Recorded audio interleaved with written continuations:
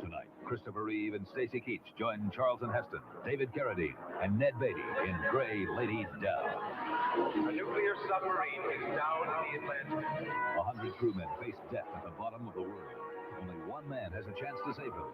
But can he do it before time runs out? Earthline. Fathometer's reading a ledge or something? It's going over the edge. An incredible undersea adventure. Gray Lady Down, the NBC Movie of the Week.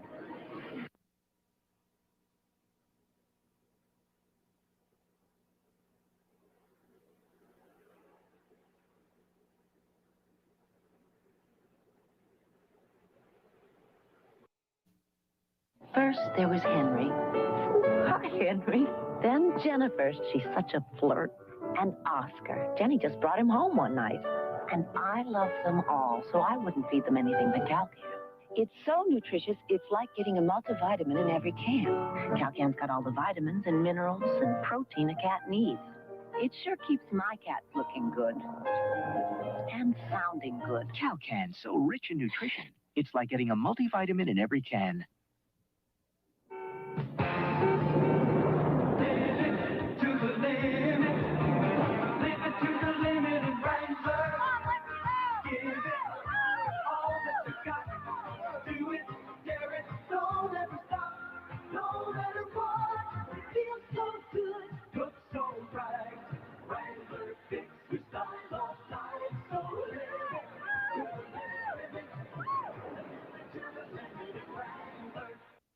When I've got a splitting headache, I want what works. And Extra Strength Datril has been working for me every bit as well as Extra Strength Tylenol since I switched. And now I know why. Datril and Tylenol have the exact same aspirin-free pain reliever and strength. Exactly the same. I know because I asked my doctor about Datril. Yet Extra Strength Tylenol can cost so much more. So I'm staying with Datril. Why would I pay that much more for the same relief? Why would anybody? What would long-distance phone service be if it only served selected cities at selected hours? If there are no operator assistants, no person-to-person or collect calling? We know one thing, it wouldn't be AT&T. Calling anywhere, anytime, long-distance operators, and over a century of commitment. That's AT&T. The more you hear, the better we sound. Reach out and touch someone. If there's anybody out there who's never tried pan pizza at Pizza Hut, boy, are you missing something. If you missed pan pizza at Pizza Hut, Well, look at the cheese. you're missing all that cheese. Don't believe it. Lots of tasty toppings up. Your first won't be the last for that. So give it a try at your hometown Pizza Hut. Step into something irresistible. Step into Diet Pepsi. Step into something irresistible. Step into Diet Pepsi. Put your lips to the Pepsi taste. Step into that 1 calorie waste. Step into something irresistible. Step into Diet Pepsi. Every day, people face the moment of truth. The moment they decide if their dishwasher detergent did the job I don't want to see spots on the glasses. or didn't quite do the job. I see spots on the glasses. You ought to try Cascade. Most detergents can leave drops of spot, but Cascade has sheeting action to leave glasses virtually spotless. Cascade's moment of truth I like it. I like it a lot. is Cascade's moment of glory. Did you brush your teeth yet? Math test tomorrow. Can't help you with metrics. I thought you knew everything. Hey, I do about some things, like cavities. Oh. I know you could get even fewer than I did. How you know that? Because I know Advanced Formula Crest has fluorostat. So? Compared to the crust I grew up on, it's even tougher. My homework's tougher, too. Quit worrying. You always make Mom and me real proud. With Crest, your kids could have even fewer cavities than you did. NBC Movie of the Week returns following these messages. Hey, you want to laugh? Call me at 1-940-SMITH, and I'll tell you about my terrific new show, Mr. Smith. Cut. Is that sincere enough for you? In classical music, this signature is the genuine article. In film developing, it's this new signature. Ask for processing by Kodak. Introducing P.S. Gitano proportionately sized jeans for long, regular, and short-waisted women. P.S. I love me. P.S. Gitano, the new sizing system for the fit you'll love.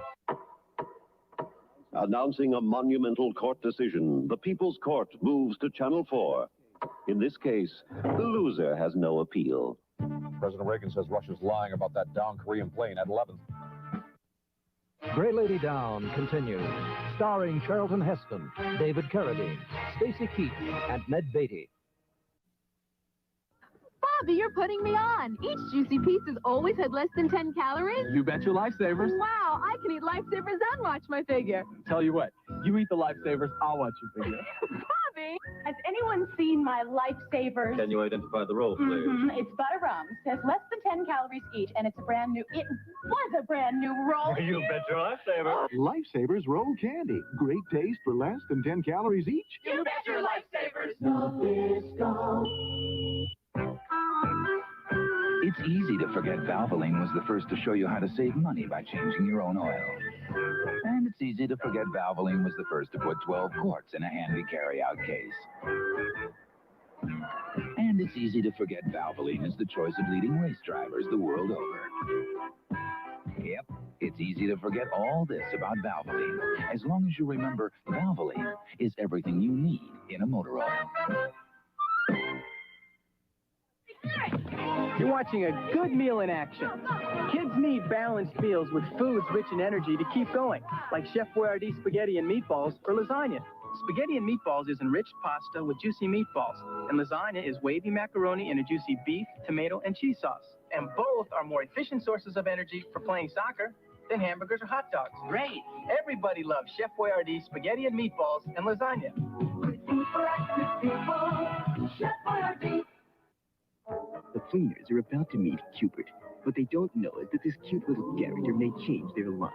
It's up to you to hop the irresistible Cupid and avoid nasty characters like Ugg and Coily.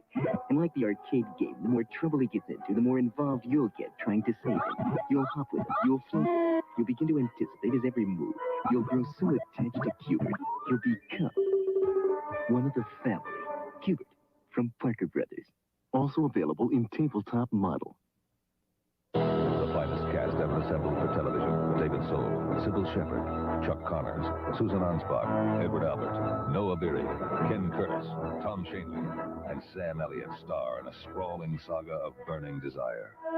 Unbridled passion, jealous rage, and insatiable lust. An epic tale of rugged men and the women they hungered to possess.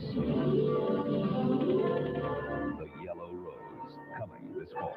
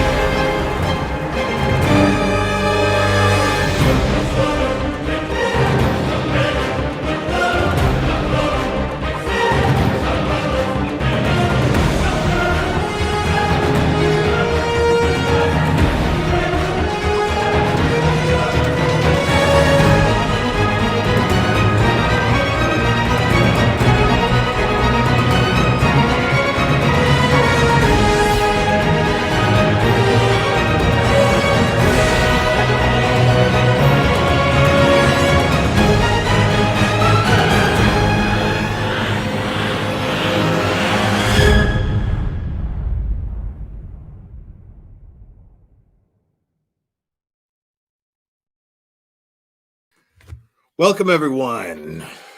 Happy Saturday. I hope everybody's having a fantastic weekend so far. Mine's going, but I've managed to stay somewhat productive. Um, not like YouTube wise though, but but no, yeah. I I managed to get everything I needed to get done before the rain started. And so yes, just a quick advance apology just in case. My It's thunderstorming here and power already went out. If the power goes out, internet goes out. End of stream. Well, maybe not the end of stream, but on pause until the power comes back on. So I do apologize um, if that does happen. Hopefully, usually it only happens once. Knock on wood. So we'll see. Hopefully. Um, yeah, man. Oh man. I don't know why people don't listen to me, bro. You know what I mean? Like I don't know why people don't listen to me, man. Like I tried to tell y'all about Zav Girl like a while back. I tried to tell y'all about Zav Girl. And she's okay. You know, why are you always attacking people? Blah, blah, blah. Dude, this girl has no regard or respect for victims or their loved ones. It's in her track record. Like, and I didn't even know it. But apparently she goes all the way back to the Watts case. And I didn't even know that because I just stay the hell away from it. Like once that was it. You know what I mean? Once Chris Watts pled guilty, I was like, okay, next case. You know, how many years ago was that? Going on 5 years now? We're going on 5 years. People are still talking about that case. Now, I haven't heard her talk about it, but I discovered her during all the Kylie Rodney madness. And like she starts off doing things that I'm just kind of like, what? And then ends up like kissing Adventures with Purpose's ass. And then from there on, just continues to spin not only the narrative that Adventures with Purpose did irresponsibly, and blaming Jagger for what happened to Kylie Rodney, which turned out to be an accident, which there's video proof of. And then not only does she do that, but she also just starts throwing mud everywhere. Like she goes live and then she's sitting there going through the videos of this party full of minors. Definitely, I'm sure there are minors. And she's sitting there pointing them out going, I want that person's name. I want that person's name. Who's that person? Look at how they're acting. Blah, blah, blah. Totally irresponsible. What if that's your kid just chilling at a party and they just lost their friend at the party? Brianna, thank you so much. Brianna 25. Love to see you and Queen on panel together, fighting on the same side. It's like the Olympians uniting to overthrow the chaos of the Titans. I don't know about all that. I mean, Dietz opened up her panel. I jumped on because I had a lot to say about it. It was an open panel. I mean, the thing is it's not supposed to be shocking that creators who may or may not even get along see something that is as filthy as what Zav Girl did as exactly what it is. It shouldn't be shocking. And it's funny because it's kind of surprising in this community for some reason, because it's just so common for YouTube creators to be complete and utter unempathetic, unscrupulous shitbags. It happens constantly, you know? So, I mean,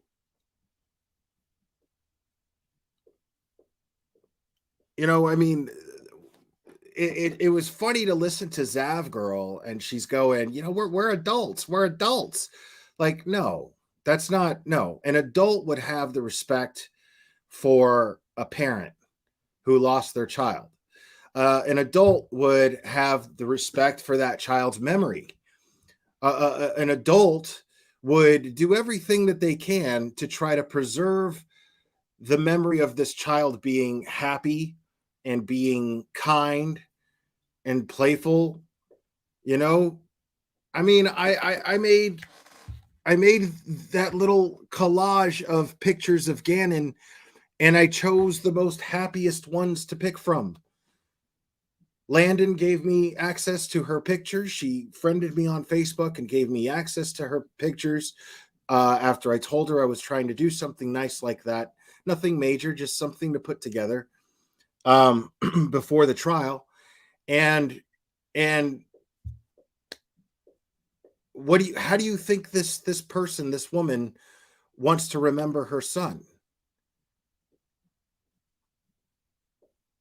And the common thing that these people say always is, well, you know, we'll stay off the internet. I mean, that's kind of fair. You know what I mean? Like if I was a parent in this situation and I was the parent of a child and it was a really high profile case, and I was in that situation, I definitely would not be going all over the internet. I definitely would not be. I wouldn't want to see the things that people are saying. It would bother me. So I would stay off. But that doesn't mean, that doesn't automatically justify you being a shitbag on the internet and sharing things that are not tactful, sharing things that could be insensitive to the loved ones of this victim.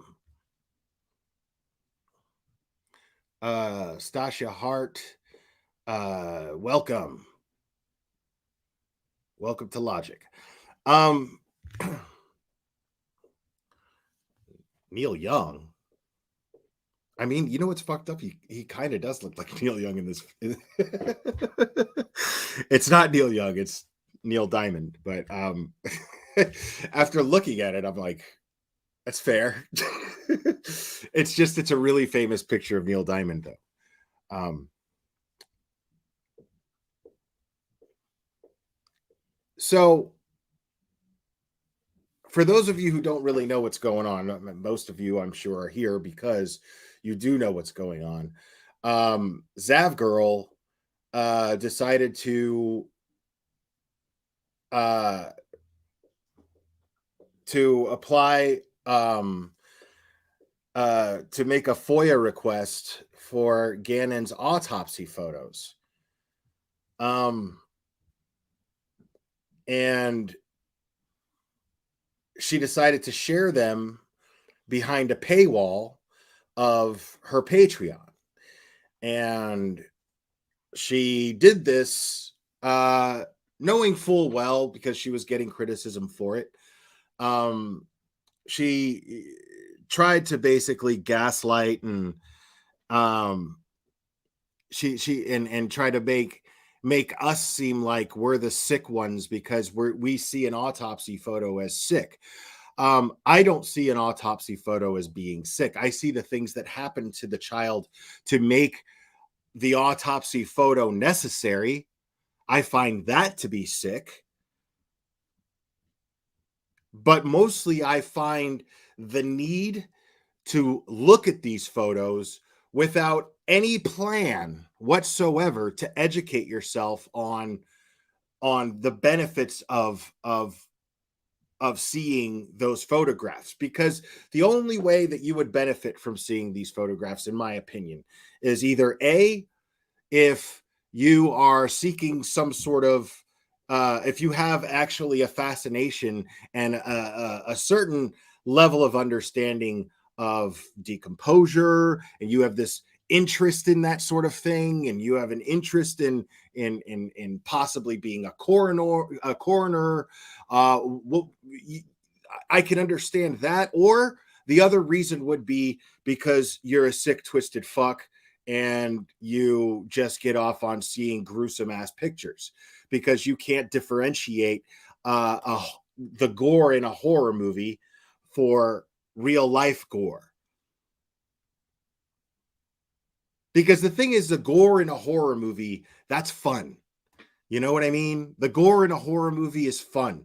All of the characters are fictional. Usually when it's a gory, like stalker killer type, like Jason or Michael Myers, the victims are usually teenage assholes being pricks and fucking each other over. And you kind of look at them like, man, fuck that person. You know what I mean? It's those are designed for us as teenagers when we're watching them to laugh and go, oh my God, because the kill scenes are so graphic and creative. You know, but people who enjoy that because they understand the purpose of it and they think it's fun to watch a horror movie, those aren't the type of people who think that seeing that in real life would be in any way gratifying. Not normally. Most people don't.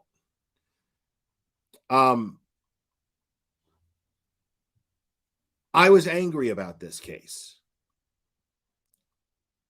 I was angry about this case from the moment that it took place, the moment that I heard about it. And from the moment that it was confirmed that Letitia had allegedly killed Gannon, I wanted justice. But at no point did I say, I really want to see the autopsy photos. I remember I went over the affidavit, the arrest affidavit, and this was 3 years ago. I went over this arrest affidavit. Welcome to Logic Lost, Mother of One. Thank you. And there were photographs of the crime scene. There were photographs of the crime scene, and there were, but they were Xerox quality at best, bad Xerox quality. So bad Xerox quality photos, and I still felt uncomfortable. I was like, this is crazy. Because the thing is I'm not a mortician. I'm not a coroner. I'm not a forensics specialist in any way, shape, or form. There's nothing about that. Now, I could understand taking an interest in it, but if your excuse is that you're taking an interest in it, then where's your technical support? Where's your insight from somebody who actually knows what they're talking about? Where are you even Googling what you're possibly seeing and why things like that might be happening? Because I would buy that. I would buy that. I wouldn't do it myself, but I would buy that. You know, if I saw, you know, but why didn't this person have any mind of the dignity of this child and the dignity of this child's memory? Why didn't Zav Girl have that? Because you can't sit here and tell me that she did, because she fucking didn't. She had no respect for this child's dignity, no regard for it at all. Because she didn't blur out his privates. I mean, can you imagine the type of people? Can you imagine the type of people that, because she decided to pay the money. What's up, Gray Hughes Investigates? Because she decided to pay the money for the FOIA request and then put it out there. And even though she put it behind a paywall, now it's all over Reddit. And yes, that was her. She's responsible for that. And I'm glad Gray's here, because that gives me an example of another creator. Like, Gray is he's the most meticulous true crime creator that I've ever seen, that I've ever watched. Gray Hughes is to the T as far as detail when he covers a case. And I don't think, and I can't speak for Gray, but I think I can in this particular instance. I don't think it ever crossed Gray Hughes's mind to post or go over those photographs, because I don't think that I've ever seen Gray go over autopsy photographs, adult or child, much less a child. Maybe he has, but I don't imagine that Gray Hughes would ever see any purpose behind showing Gannon Stauch's decomposing body.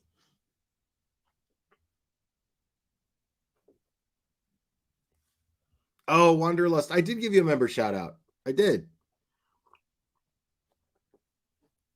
I said, welcome to Logic. I think I did. I know I did. I know I said your name out loud. Anyway, right, exactly. Gray's like, no fucking way would I do that, dude. Nobody would do that. Nobody with any scruples or any decency whatsoever would ever do that. I mean, can you imagine the type of person? And other people brought this up while I was on Dietz's panel earlier today. And I'm really glad I was on that panel, if I'm being honest. Like everyone that I spoke with on there was super respectful. Some of us agreed, some of us disagreed, but everyone was very respectful, and it was insightful. A lot of people had a lot of really good points, and somebody even made the point. Imagine the type of person imagine the scale, the spectrum of person that gets some sort of gratification from looking at those photos, considering what's in those photos. Because a lot of you can't do it. You know why a lot of you can't do it? Because it's so bad that the idea of someone even being capable of these kind of thoughts doesn't even enter your brain. And I envy you, because I promise you there's actually a very broad spectrum as to the type of person that would get a sort of gratification from looking at those photos. Because I can't find any educational reason for me to look at them. I honestly can't. I'm not studying to be a coroner, dude. I know everything I needed to know about the case, but the most important thing to keep in mind is the only thing that I would be interested as far as those photographs are concerned is what the medical examiner would have to say in regards to the photos. And I already got that because I watched the trial. So I already got that. So what the fuck else could I possibly gain from looking at those photos? Gray says, I saw them and there's nothing of value to them other than they are distributing and show, or they are disturbing, I'm sorry, and show exactly what was described at trial was done. No point other than sensationalism and greed.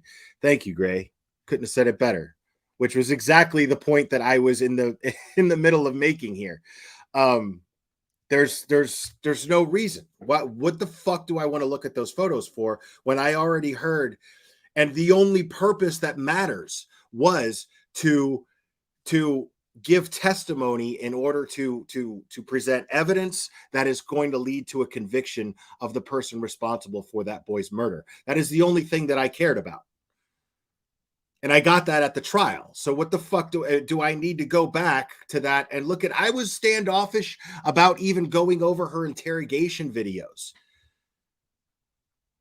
The only reason I did was because there was a slight demand for it from my audience, and there was a way to do it. Well, the way that I saw it was there was a perspective that you weren't going to get from watching it in the trial. This is where, you know, you're getting your own opinions based on what you're looking at directly, not through an attorney painting it to be a certain way, not through somebody sitting on the stand painting it to be a certain way, just straight us and the interrogation. So I thought that was somewhat educational because there were things that I did not catch at trial that I caught, and it turned out that I was glad to do it, that I did it. But as far as photographs go of even the crime scene, I have no interest in seeing that. I just have no interest in seeing that, especially now that justice has already been served.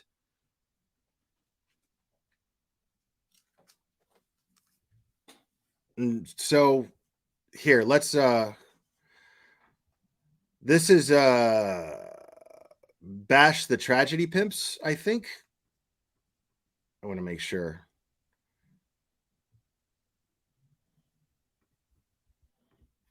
Let me make sure that's who that is.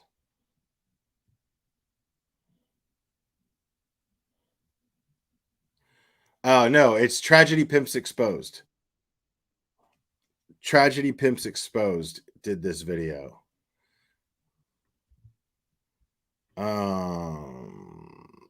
Quinby, thank you so much.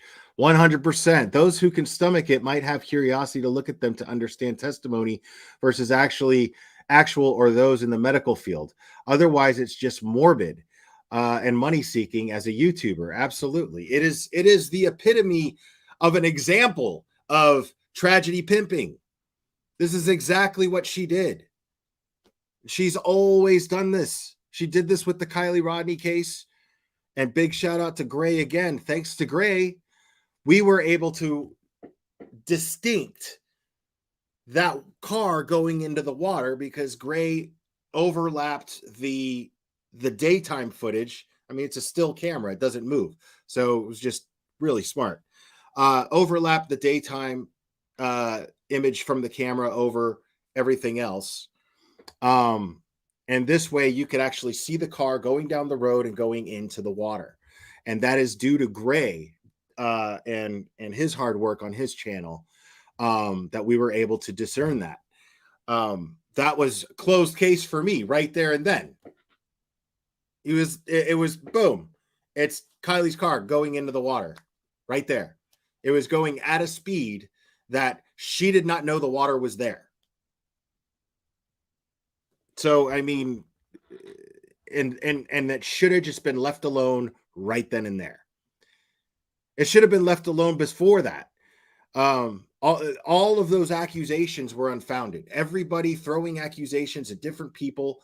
That's completely bullshit and unfounded. And there were those of us who were sitting up here using our common sense and saying this the entire time. And then there were those of us who were milking it for everything that it was and thinking that Adventures with Purpose is just above and beyond everyone else as far as morals and code go. But they perpetuated most of the shit.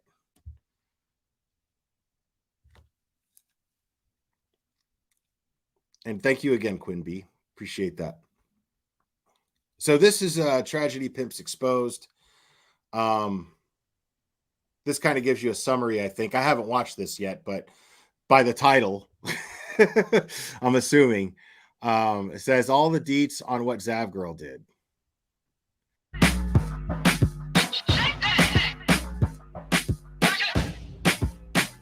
This video is fair use. It is transformative and is protected under Section 107 of the Copyright Act 1976. Allowance is needed for fair use for purposes such as criticism, comment, reporting, teaching, and more.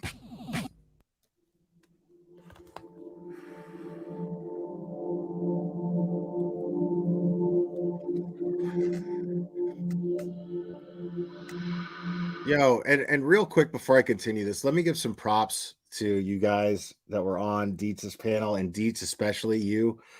Some of y'all, man, I envy you as well, because you guys are just so respectful in your opinions about stuff like this.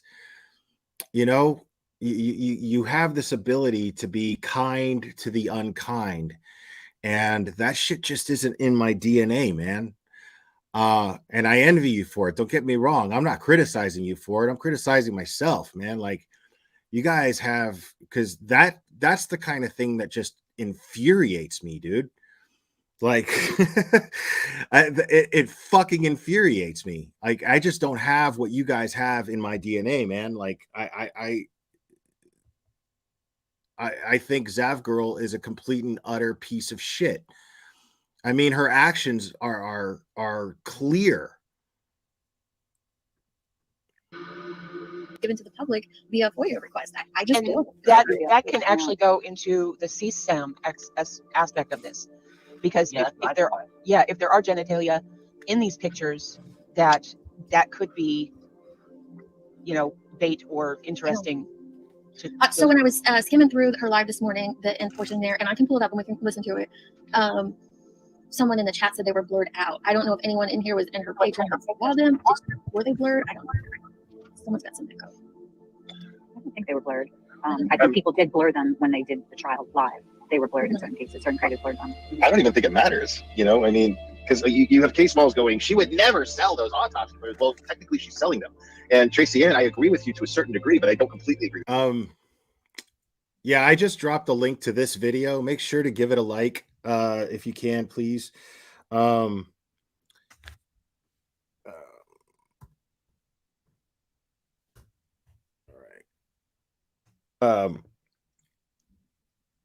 Make sure to give this a like, and make sure to subscribe to Tragedy Pimps Exposed.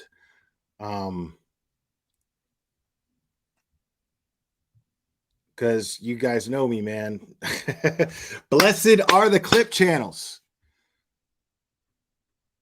I agree with you. If you're putting it behind a paywall, whether somebody is already a Patreon member or not, then you're still technically selling those photos. I mean, even if those people are already Patreon members, they're paying on a monthly basis, and they're paying for content, exclusive content that you wouldn't share to people who you're not charging money to. So at the end of the day, she's still charging money for those photos. Doesn't matter. I mean, the circumstances of it. She's selling those. She's making money off of those photos. She's exploiting this child. She said it cost her a lot of money to get the FOIA request. It cost quite a bit of money. And I actually, because I didn't believe that she did this, I was so upset because of the Kylie Rodney stuff. I went in and checked for myself, and yeah, they are actual photos, and she knows that she cannot post them on Facebook or YouTube. She knows she cannot put them on YouTube. She knows that. So they are actually behind a Patreon in a Dropbox. They're not even anywhere on YouTube. You have to go into her Patreon, pay to get in there. Once you get in there, you go into the Dropbox, and then it's a full video with everything showing. There is no, nothing is blurred out. They are, and she zooms in on it, shows very graphic, very, very graphic stuff. It's a whole video. She put it in a video. All right, so that's another thing that you have to understand about what she did. She didn't even put the Dropbox behind a password. So she just put it out there, and then people shared the Dropbox. And now that shit is everywhere on the darkest parts of the internet, thanks to her. We have to take a second and appreciate the magnitude of what she did here, people, because I'm not overstating it. I want to be very clear about this. What she did was about one of the lowest and most fucked up things that any true crime YouTuber could possibly do.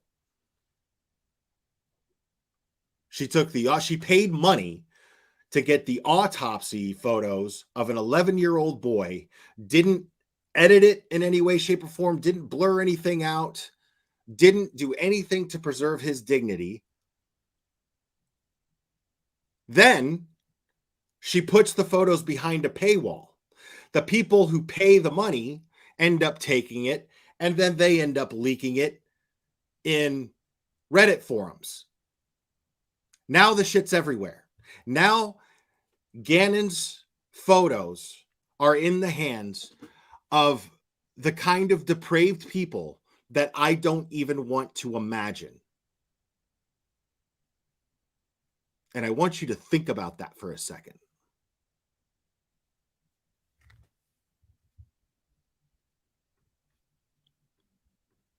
video and she talks through the video.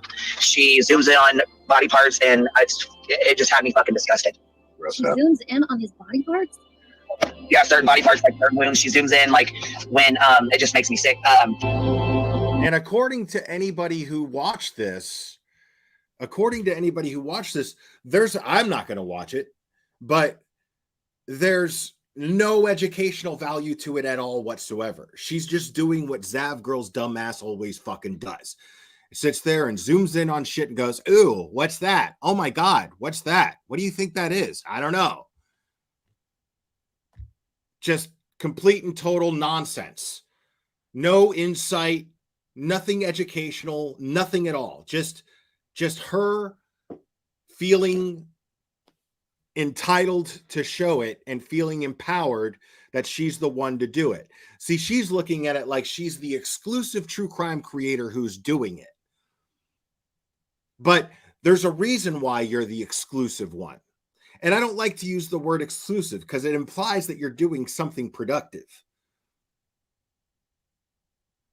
You're the only asshole doing it.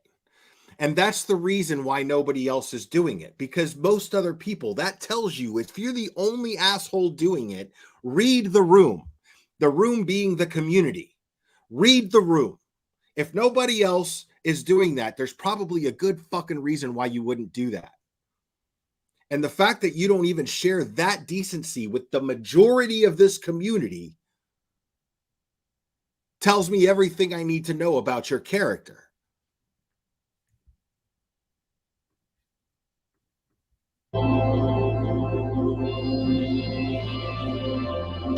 Okay, so he was found in a suitcase, and when they originally opened the suitcase, the pillow and his body came out.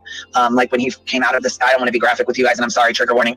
Do you even want me to talk about it? You're fine. This is true crime. We discuss these things, and right now we're talking about this. Like, she did this. I was like, I didn't even think it was. I thought, okay, you know what? Maybe somebody's taken this too far, and they're just looking at like different pictures of like, like his blankets and pillows and things like that. You know what I'm saying? I didn't think it was actual body.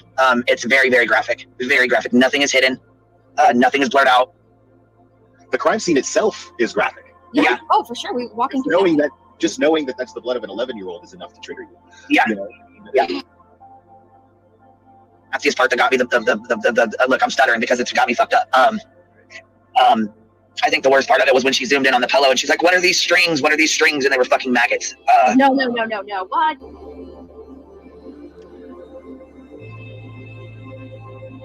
And God, it's fucking disturbing, you guys. As she zooms in on the pillow, and she's like, "What are these? What are these strings? I wonder what these are." And she zooms in on it, and it's fucking maggots. Okay, this is different. Like I'm envisioning. No. As empathetic. No.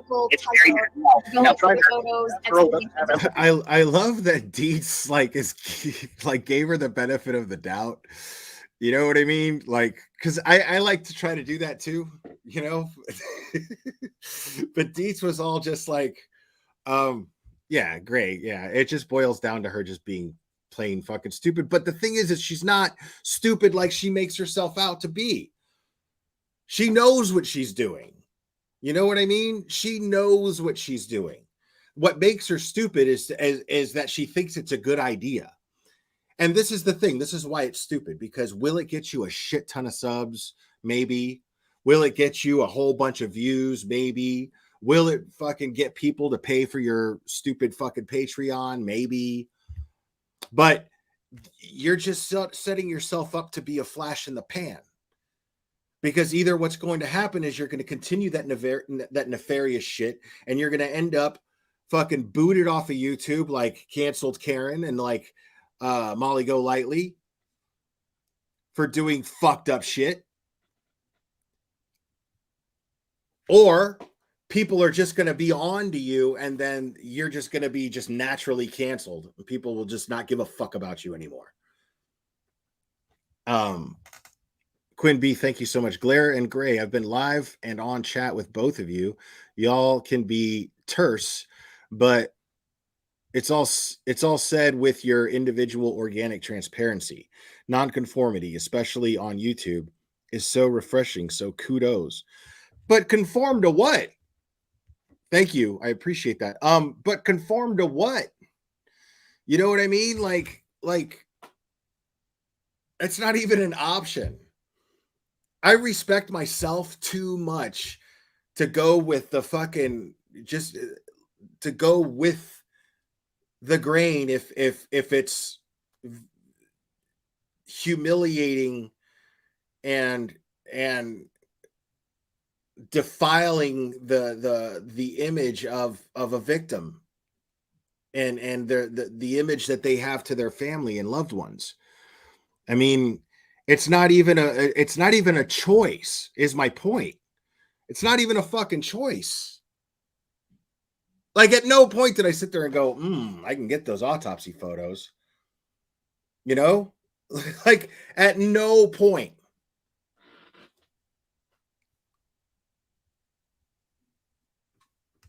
So that girl sits up there and plays dumb. That's what she does.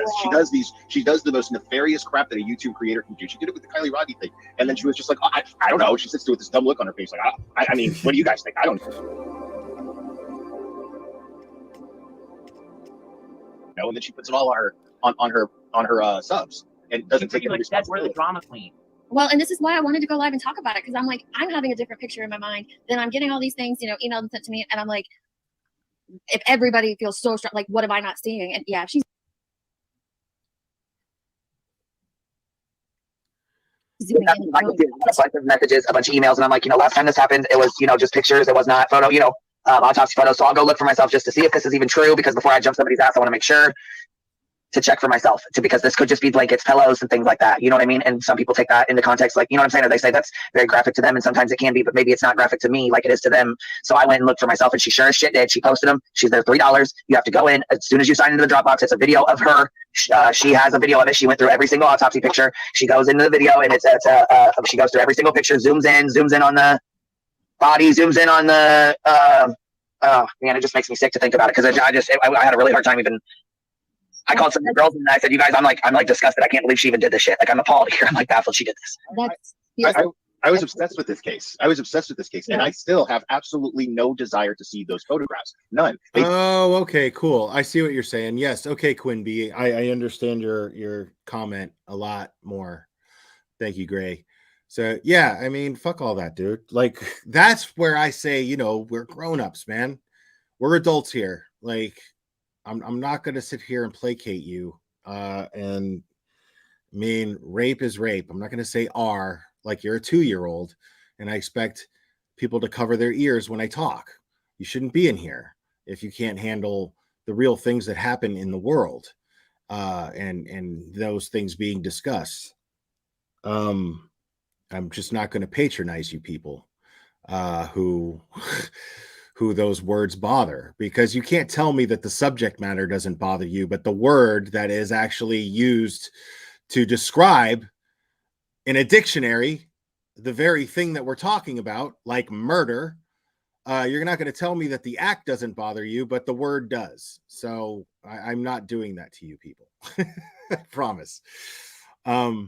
Quinn B, thank you so much again. Exactly my point. That's because you have a moral compass. YouTube's conforming a post. Gross pictures for money is disgusting. Right. I really appreciate that. Thank you so much. Right. Well, like, sexual assault is that, and as saying S-aid does nothing to help the person affected by sexual assault, since they know exactly what you mean. Right. I mean, it's right. It just, if I feel like I'm patronizing you, because I know you know what I mean, and I know you know what it's an abbreviation for. And if there's any, if there's any platform, if there's any setting where it's appropriate to use these terms, which describe what what I mean, what we're talking about. I mean, then it's in the true crime community where we're all grown-ups, like, yeah. I mean, I don't enjoy saying those words, but I'm not going to like censor myself because YouTube sponsors think that I should treat you like children. They do me no good in understanding the case any better.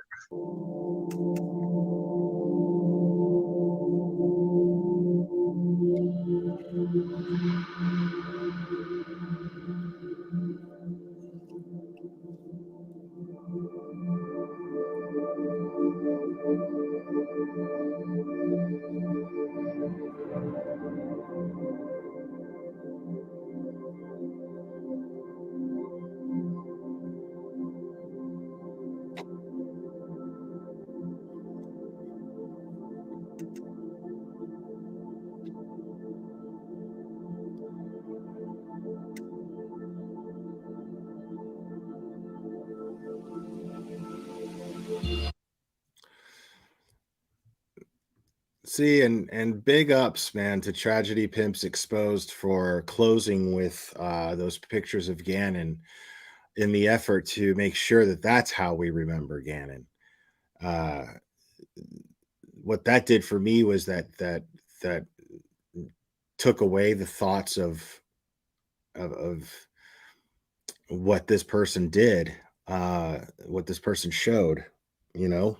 So that was a very, very kind gesture. The little things, you know, I try to like really pay attention to, and that little thing was an extremely kind gesture towards her viewers.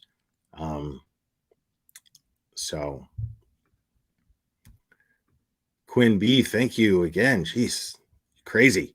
I thought y'all had to use the code words so as not to be flagged. I'm guilty of using them to respect that. Should we not? I'm glad you asked that. Here, you don't have to worry about that. Here you don't have to worry about it. I like barely any of my videos ever get approved for at least not lately. Barely any of them ever get approved for ads. So I don't see any money from that. But I mean, it's not worth what you make on here, to me anyway. And I'm not criticizing anybody else. I'm just saying me personally, in my personality, my character is just it's you don't I don't make enough from the ad revenue to sacrifice how I talk genuinely and passionately. You know what I mean? I just don't, you know, like if it was a little higher, I might censor myself. I'm not even trying to lie, but as little as it is, it just doesn't, the trade isn't fair. You know what I mean? It's not a fair trade. Me giving up saying fuck and cunt. That's not a fair trade. I like those words too much, and I'm not going to stop saying them unless, you know, the ad revenue goes up.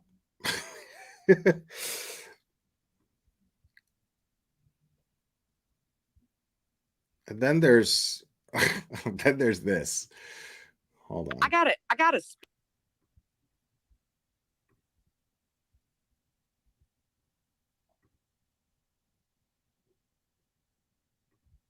speak on this. I'm just now getting wind of all of this. Ain't none of your business. Science girl, I'm sorry, but what you did was once again wrong.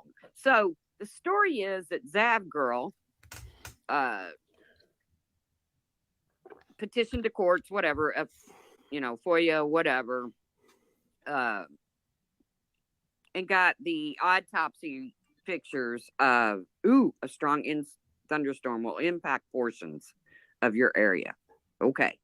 But that she got autopsy pictures of Gannon Stout, and she put them in her Patreon or charged $3 to see them or whatever. Okay. That's not something I would do. Okay. It's just not to say I haven't looked at autopsy pictures before of cases that I was interested in. But in my opinion, it is time to let Gannon rest. And Gannon can rest and let his family try to heal. I don't know who this person is. I'm not saying that I agree with This what is Zav girl did, but she was Oh, and by the way, shout out to Hartley. This is a Hartley video. If you guys couldn't tell, like they're kind of self-explanatory if you're familiar with Hartley at all. She does these little animation things. They're pretty great. Snazzy Trinkets Jewelry, thank you so much. These YouTube channels that continue to push the boundaries of laws and morality can affect laws. Laws could be put in place to stop public streaming of trials and limit FOIAs only to legacy media and family. Right. That's another great point. Thank you so much, Snazzy Trinkets Jewelry. That's a great point because, again, for those of us who are capable and subject to or susceptible to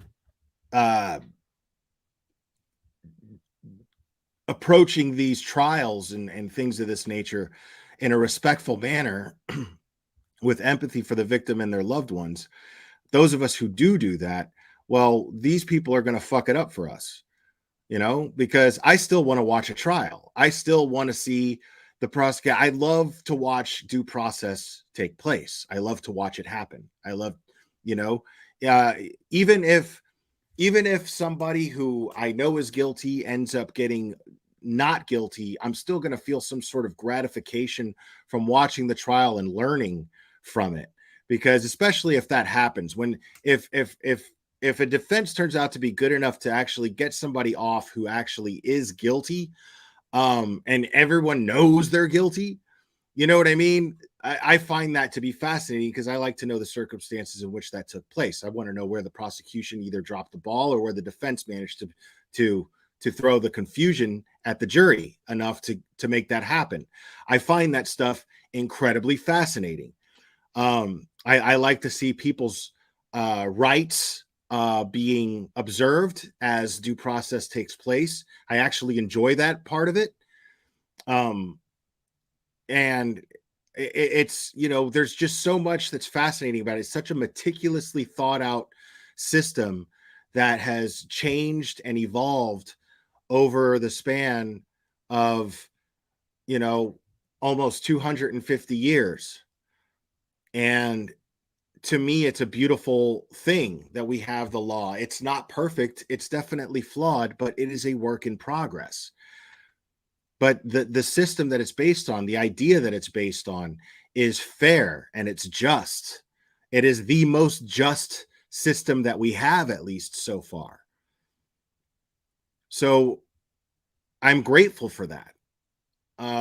As a patriot, I'm grateful for that. And I don't want to see laws take place because these people are making all of us look bad. I don't want to see laws again end up happening because Bullhorn Betty abused the law for content, or because Zav Girl abused the law for content, or because Critical K abused the law for content. I don't want to see these things happen. I just like to, my approach is to just talk about these people and hopefully make more people aware that these people are at what they're doing and what the dangers are. And at the end of the day, it's going to fuck everything up for everybody. If you like following true crime and you like having access to information, this kind of behavior is a surefire way to get that privilege taken away from us. And some people might argue it's our right, not a privilege. Well, okay. Tell that to the people who change the laws, who are thinking about the victims' rights.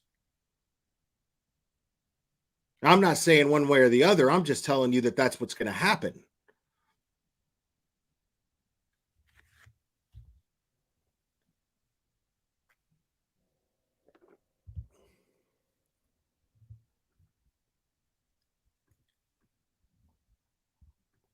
I don't really know what this person is. I don't even know who that is. I know that's Hartley. There was another Hartley video I wanted to play, though. Hartley's awesome. I like Hartley. And I'm sorry. There's this idiot.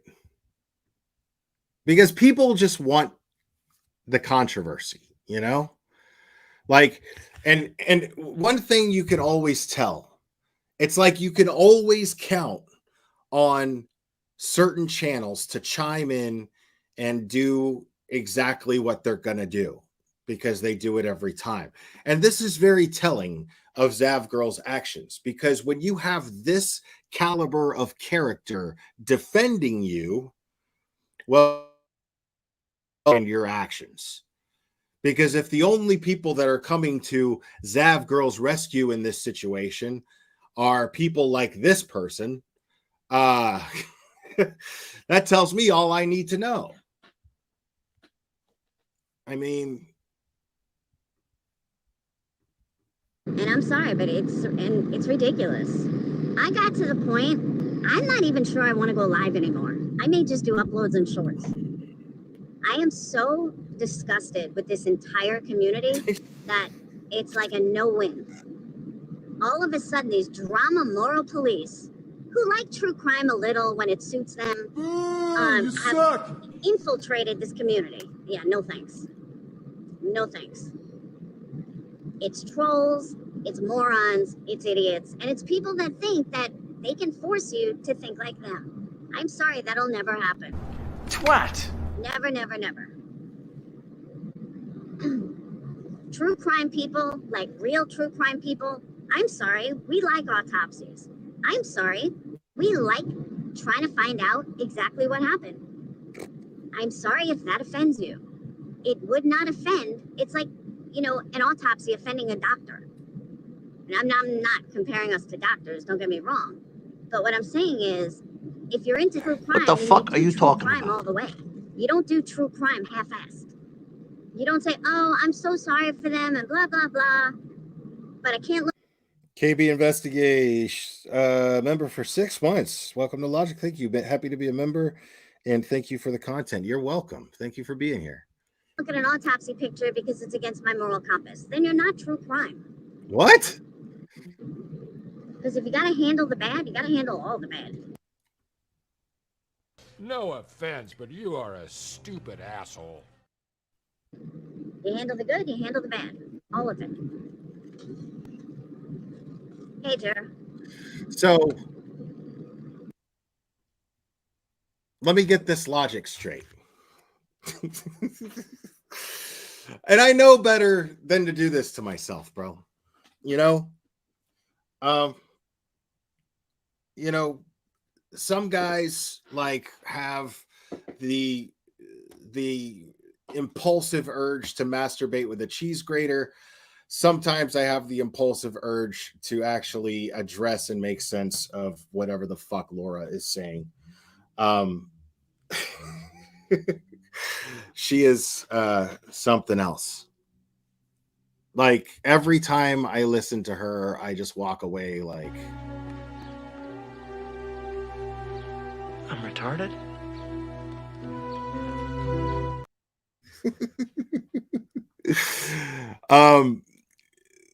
Here she is saying that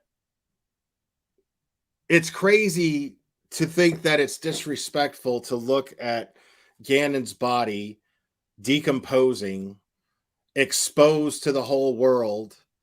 For some reason, she thinks that you're not really true crime unless you want to see that. That's what she just said. Like, you're not really true crime unless you want to see that. If you're really true crime, like, it's a fucking click. You know what I mean?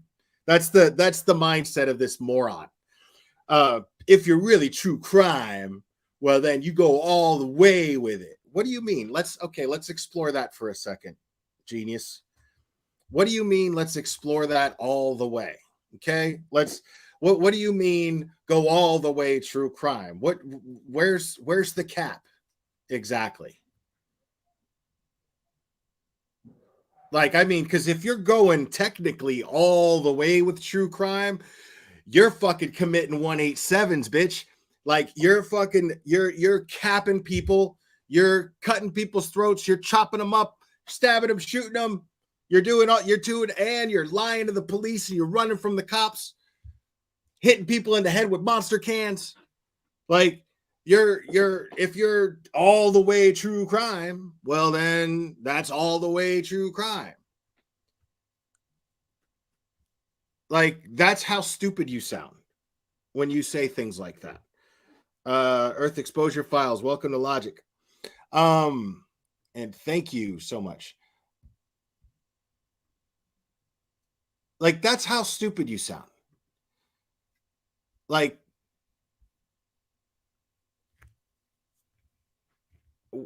what in the world planet are you on, bro? Like, when you're sitting here saying shit like, you know, yeah, you're not really true crime unless you want to see those autopsy photos. Why do I need to see the autopsy photos? As somebody who takes an interest in cases, why do I need to see graphic photos of an 11-year-old? I mean, they don't show that shit on the ID channel, dude.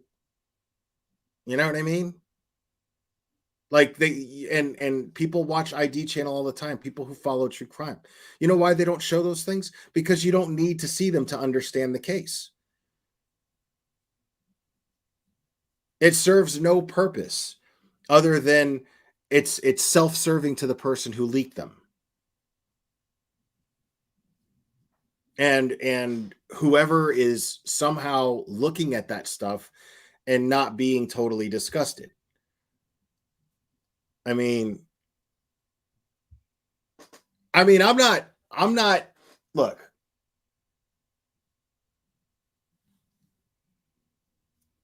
I could see some people having a certain interest in, they have a certain morbid taste. I get that. A lot of times, most of the time, people who have these morbid tastes are harmless. Absolutely fucking harmless. So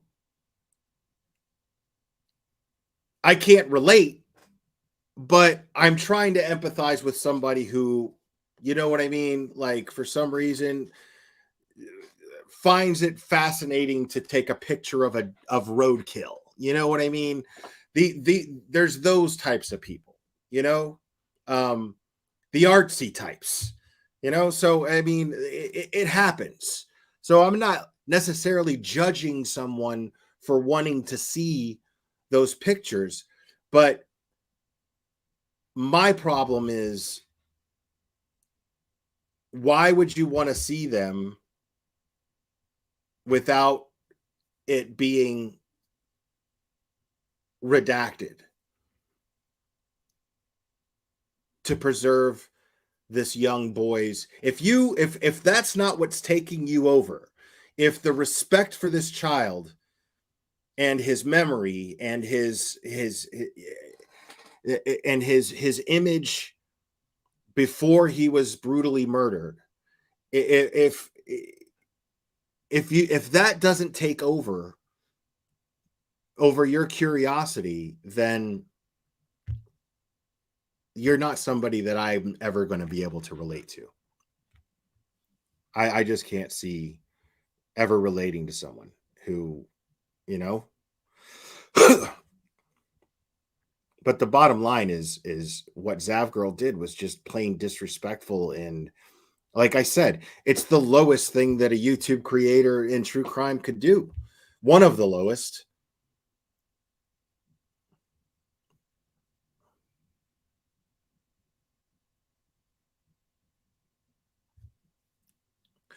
Okay, see, that's different. It's one thing to be okay with it. Like, if I ended up seeing it, like if I opened an email and it was there, you know, I'd be like, fuck. You know what I mean? But I wouldn't be traumatized over it. I'm just stating that I actually have no interest in seeing it. I've got a pretty tough stomach. You know what I mean? I'm just making the point that I have no interest in seeing it because it serves me no purpose. I get nothing from it. I have nothing I have nothing positive to spread with that information.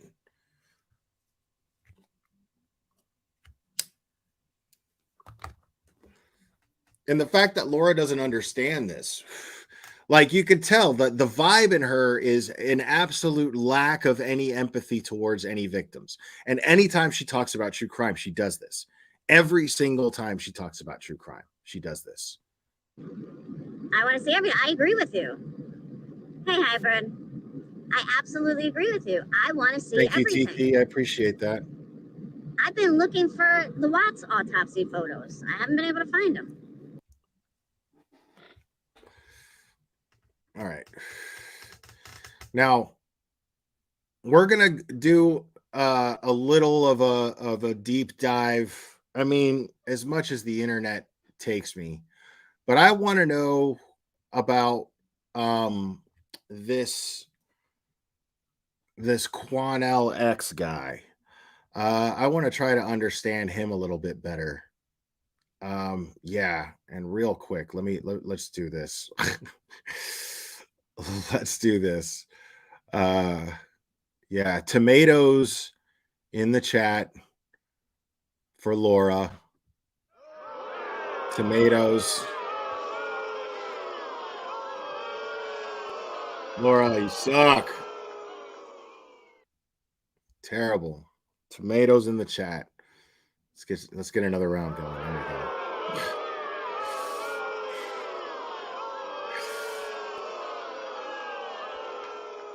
Boo, you suck. All right. Let me.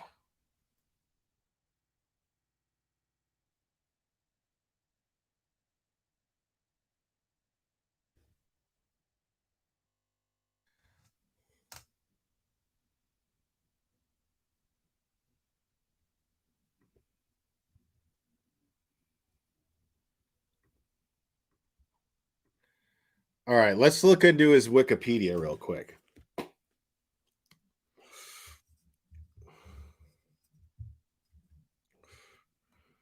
Bro, like everybody can't stand Laura. That shit is just so funny.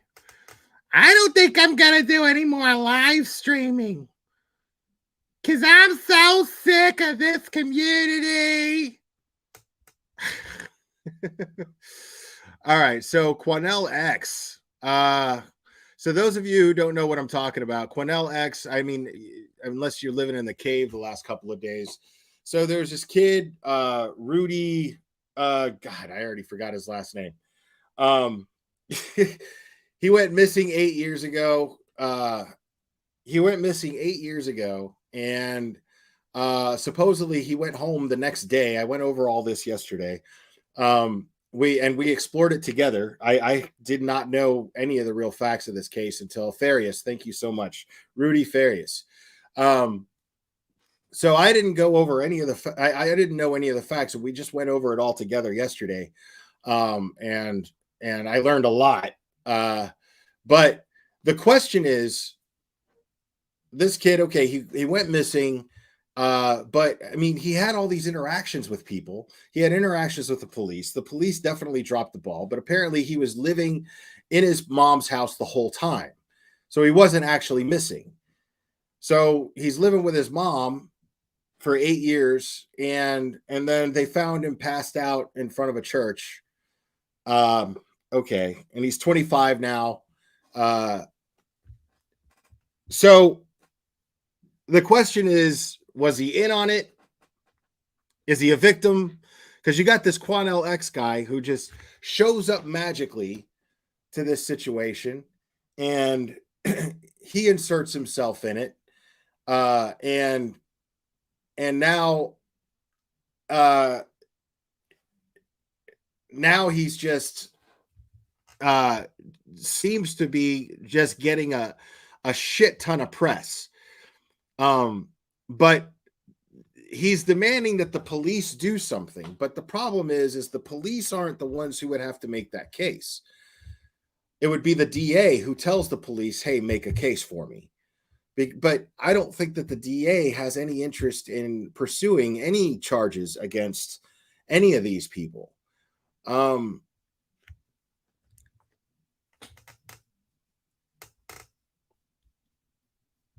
So let's get into this Quanell X dude because I'm curious. We went over a lot of his videos, a lot of his interviews. He says a lot of the same things. He made some wild accusations about Rudy's mother, who I think is also as definitely accountable.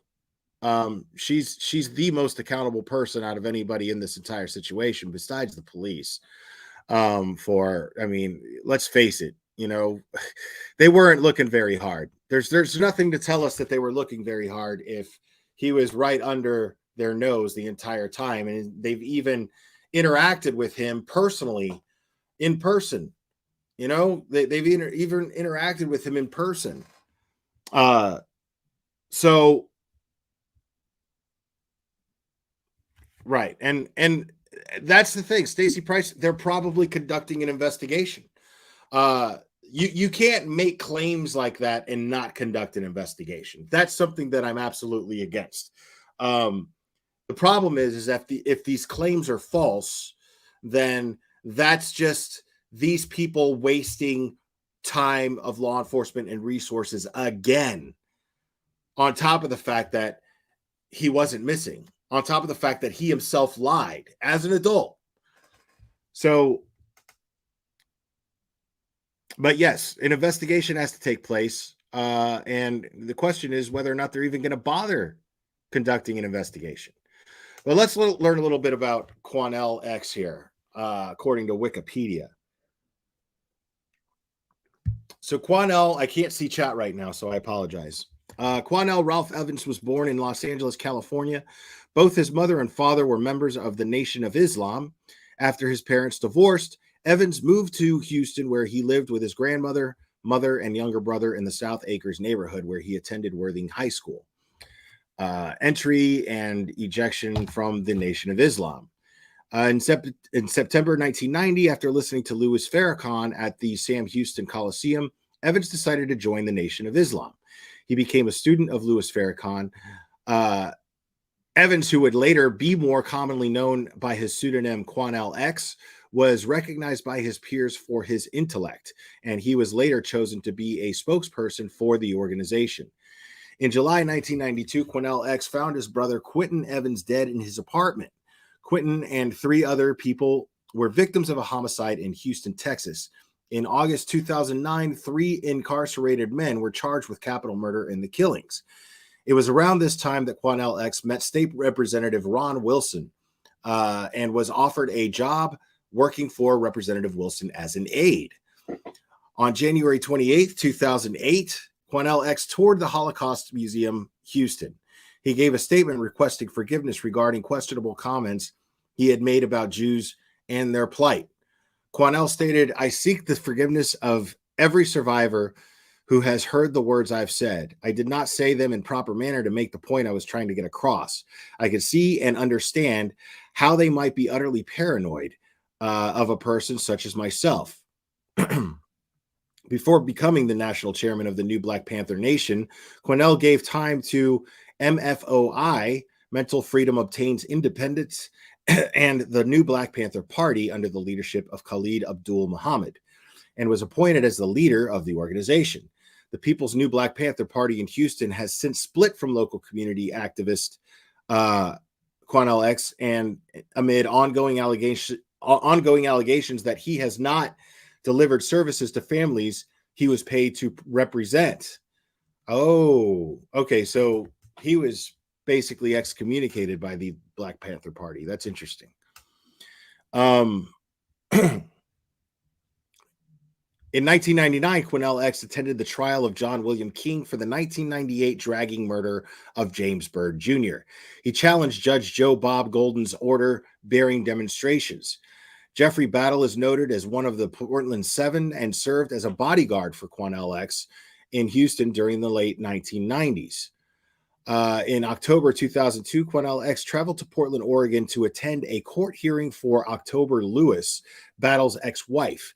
Lewis was released at the hearing, but Battle was convicted of sedition and is currently serving an 18-year prison sentence. On March 30th, 2004, Quanell X took the podium at a Houston City Council meeting and demanded that reparations for slavery be added to the council agenda, which had previously been denied by Major Bill White. The exchange escalated enough that Houston Police Department was called and Quanell X was escorted from the chamber. In June 2004, Quanell X was charged with evading arrest, which was later dismissed on appeal, and the record was expunged with a letter of apology from the Houston Police Department. He was on the phone with the Houston Police Department Assistant Police Chief Charles R. McLeland, HPD Chief, 2010 to 2016, when arranging the surrender of cop shooter Derek Forney. Quanell X is credited with bringing closure to the March 2007 investigation murder of Texas and A&M University student Tynesha Stewart. He was the only person who was able to get a confession from Timothy Wayne Shepard, the suspect in the murder. He also criticized Harris County Sheriff's decision not to search for Stewart's body in a Humble, Texas area landfill. Dorothy Wayne Shepard made a full confession to Quanell X, and her body was later discovered to be unrecoverable due to the suspect burning her remains in 2 barbecue pits. Wow. I mean, that's something. That's definitely something. Quanell X led a rally in front of the Pasadena, Texas home of Joe Horn on December 2nd, 2007. Horn had shot and killed 2 men, Hernando Riascos Torres, a.k.a. Miguel Antonio de Jesus, and Diego Ortiz, illegal immigrants and members of a burglary and fake ID ring from Colombia. The pair had broken into a neighbor's house. Horn, again, against repeated requests of the 911 operator not to confront the burglars, exited his home to confront them. On the 911 tapes, Horn exclaims, "Move and you're dead," followed by 3 shotgun blasts. Quanell X, who thought the shootings may have been racially motivated, approached Horn's house to speak to the media. There were several hundred counter-protesters present as well. The crowd of counter-protesters included bikers revving their motorcycles, many of them chanting "USA, go home," and "We love our country, what do you love?" while waving placards, Texas flags and U.S. flags. Quanell X, while using a bullhorn,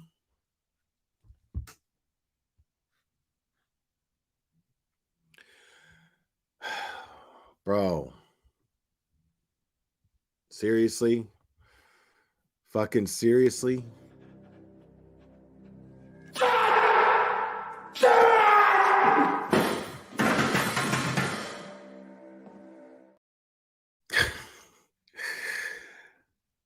While using a bullhorn could not be heard over the noise. After more supporters arrived, the counter-protest continued, and riot police were readied in case of violence between the 2 groups. Quanell X believed that due to the systematic oppression of Black and brown people coupled with white privilege, Horn was not prosecuted. On June 25th, 2008, the case was sent to a grand jury to decide whether or not Horn should go to trial. On June 30th, 2008, Horn was cleared by a Harris County grand jury in the deaths of Ortiz and Diego after 2 weeks of testimony. Quanell eventually made a speech on another street away from Horn's house. The speech included chants of Black power and the exhortation for Blacks to realize that white laws were written to protect white people, especially when committing crimes against Black and brown people. Now, I'm not going to say he's wrong about that, but sounds to me like the shooting was justified. Just depends on what you believe in. But I don't think it was racially motivated. I just think in Texas, if somebody tries to break into your house, you shoot them with a shotgun and it's justified. That's how it is here in Tennessee. It's how it is most places, especially in the South. But that has nothing to do with race, in my opinion. It's just you have the right to protect your property. You have the right, once people cross that boundary, you have the right to feel like your life is threatened. But it depends on what you believe in. It depends on what your opinions are. I mean, that's everyone's opinion is welcome here, but I'm not of the opinion based on what that was described as being racially motivated. But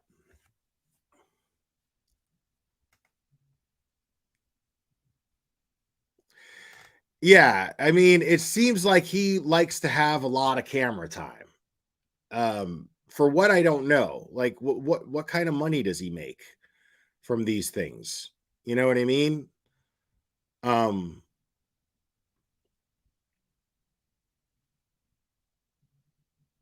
on January 24th, 2008, Quanell X called for Chuck Rosenthal's resignation following the email scandal that showed that he had sent and received racist messages while working in his official capacity. Quanell X organized a rally to take place outside the county courthouse. In October 2008, KTRK TV reported that Quanell X received $20,000 for consultation fees to facilitate protests on their behalf to bring awareness to the public and to generate publicity during the related Ibarra trial. Okay, I see. He's a noisemaker for hire. He's a bullhorn Betty for hire. That's what he is. So if somebody wants attention brought to a certain situation, if there's some sort of organization that wants attention brought to a certain situation, they'll pay him tens of thousands of dollars to stir up shit. Huh.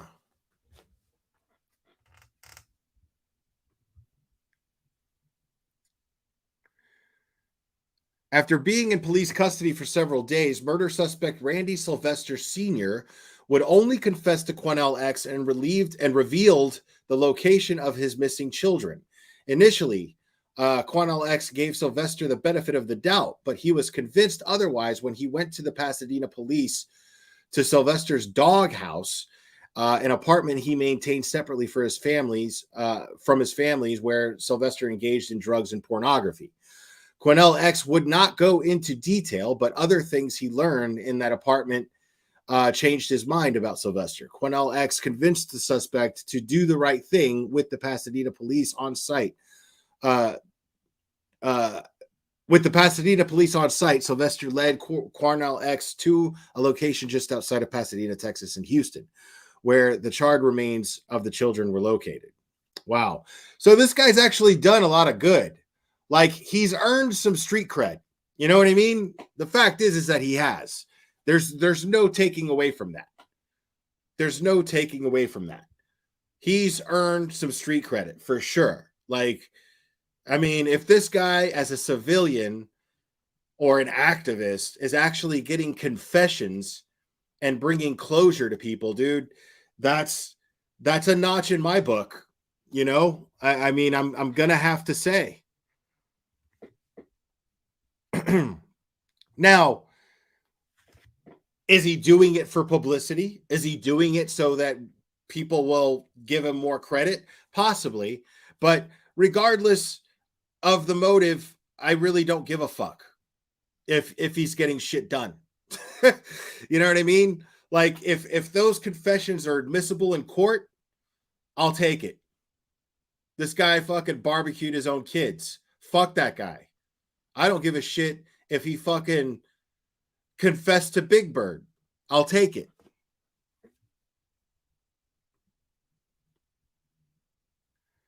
In March 2011, Quanell X traveled to Cleveland, Texas, after the rape of an 11-year-old Hispanic girl by 18 African-American men, questioning why the girl did not do enough to stop the attack and place some blame on the victim's parents. Oh my God, bro.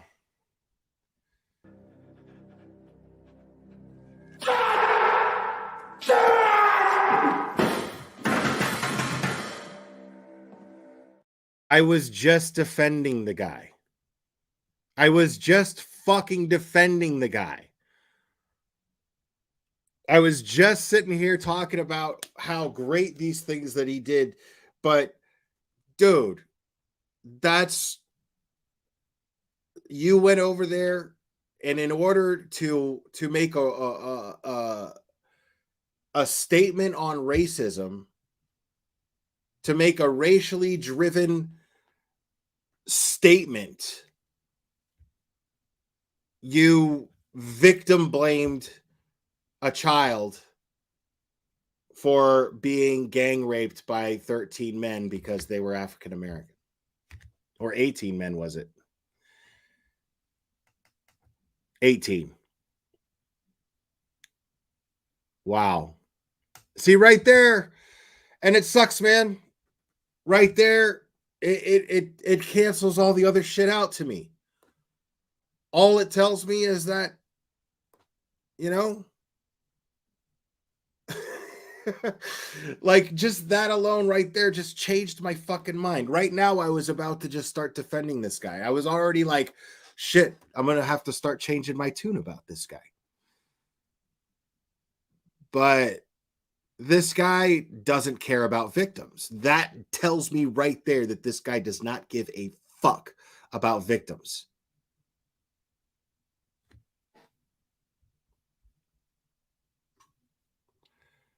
On August 1st, 2011, Cornell X pleaded with the residents of inner city neighborhoods to stop the no snitching policy that institutes a bias of those who provide information to police after a series of crimes and murders have plagued the Third Ward area in recent weeks. He said the no snitch policy does not work when you are forcing our elders and our women and our children to live like hostages.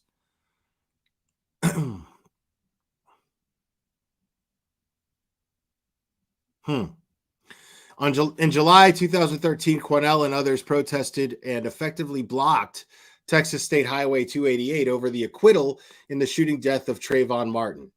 Not only did protesters successfully shut down Highway 288, but a large protest was also held in the affluent River Oaks neighborhood. Reports varied as to whether there were just under 1,000 or more than 1,000 people attended the River Oaks demonstration, and a counter demonstration drew an estimated crowd of 80 people. Despite potential threats of violence, both sides kept the peace. And that's all that has on him. And I know that there's a lot of you guys that know more about him, but like if anybody knows, I'll dig into it. But yeah, it sounds to me like he's definitely driven by money. I mean, if he's paid by certain organizations to cause a stink,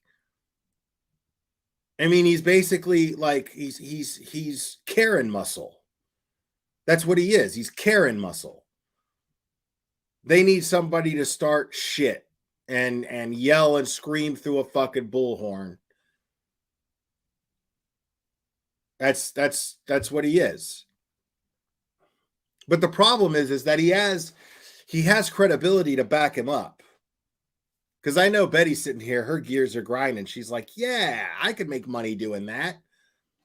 But that's not what's going to happen. Because people aren't going to want to put Betty as a spokesperson for their shit. You know what I mean? She doesn't have the education to back it up. This guy has an education. This guy has credentials. He worked on Capitol Hill, you know?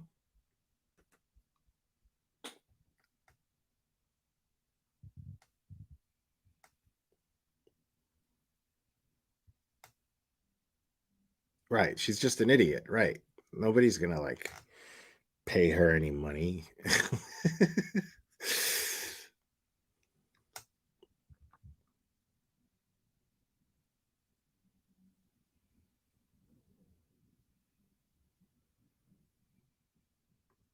Why? The Queen Roadhouse, that's the Idaho house, right? The Idaho University house. What? What? A mail campaign to save that house from demolition? Why the fuck would anybody want to live there? And why the fuck would you want to keep it up? For what? Why does she want it up? Tear the shit down. Build something else on it.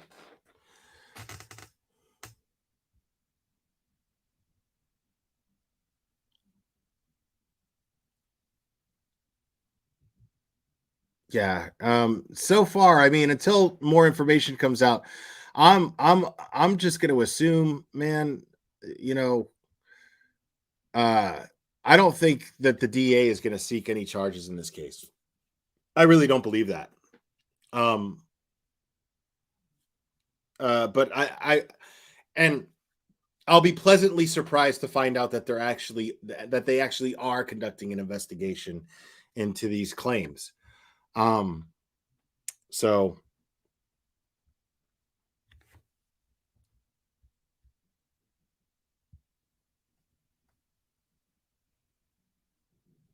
Battle of the Bullhorns. I love it, bro.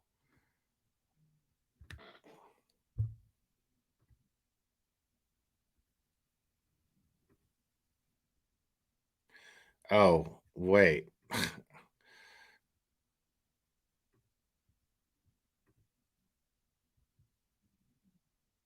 let's hear what she has to say about it. Let's do it. All right.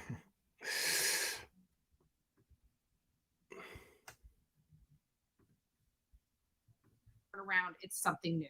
Like it's just another, it's a crazy, bizarre case, let's be honest. And that's what gets us intrigued, is the craziness from it all. But we're going to get into a lot of those details.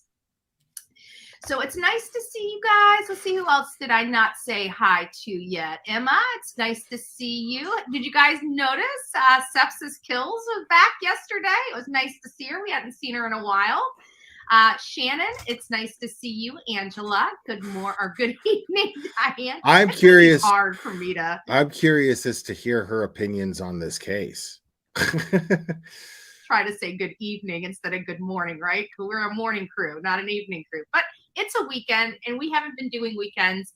And so I thought, what a nice thing, to do an evening, because we've been talking about evening shows, but I'm trying to figure out when the best time to do it. And during the week, it's just very difficult to do. So I'm trying to check it out, see if maybe the weekends will work better for you guys. Rhonda Ray, it's nice to see you. Moonlight Magic, good evening. May, it's nice to see you as well. Angie, who else do we have here? Cynthia, nice to see you. Allie. Everybody else, just a big blanket. Good evening, Traveling Queen. It's nice to see you here. Big hugs and kisses to you. Well, nice. I haven't seen you in here in a while. We chat a lot. I don't see you in here in a while. Jason Riddle, nice to see you. Wonder Seeker, hello. Bougie Redneck, aren't we all? Texas Light, Julie, nice to see you. Linda, nice to see you as well. Before we get started on this crazy case of Rudy Farias, many of you know we've been talking about it over the last week. And as we were listening to that press conference, and this was the press conference that they had before Quinnell did the press conference in front of the House. And this is the press conference where it almost sounded like, well, to me, it sounded like they were trying to say that there were no evidence of this SA allegation against Rudy. I don't think that's really that's what they were implying to the public. And if you weren't listening to the words correctly, I think many people would assume that's what they were trying to say, right? Oh, you're with the babies? Oh, that's nice. That's nice. But I heard something a little different in that press conference. And I stopped it and let you guys know they admitted to being in that room with Quinnell X. I don't think they're trying to say that they're trying to imply that. And here's why I believe they're saying that publicly. I don't think that there was no allegations of this SA. I truly believe that it is their policy not to disclose that. It's the law. It is the law in Texas that they do not disclose SA victims. And with this type of case, this is something that I feel they would not want to have out there or disclosed for evidentiary reasons, for investigative reasons, for a whole host of reasons. So we're going to go over some of this. I think Quinnell is telling. I absolutely believe Quinnell is telling the truth. I have never, when I first heard his statement out in front of the hotel, and many people thought it was the hospital. It was not. It was a hotel. I put him up on the screen and said. So that's the thing is those of us with sense, every person with sense that I've talked to about this case so far is like, I don't know. We'll have to wait and see.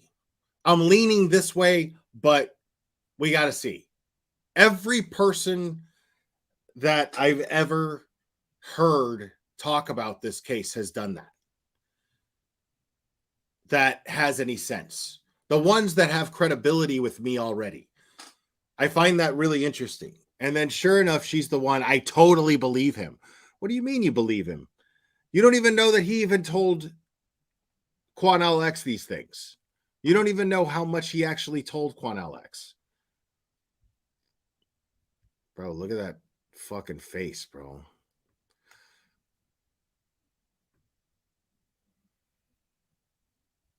Look at this fucking face, bro. No, no, no, no, no, no, no. Wait. Wait.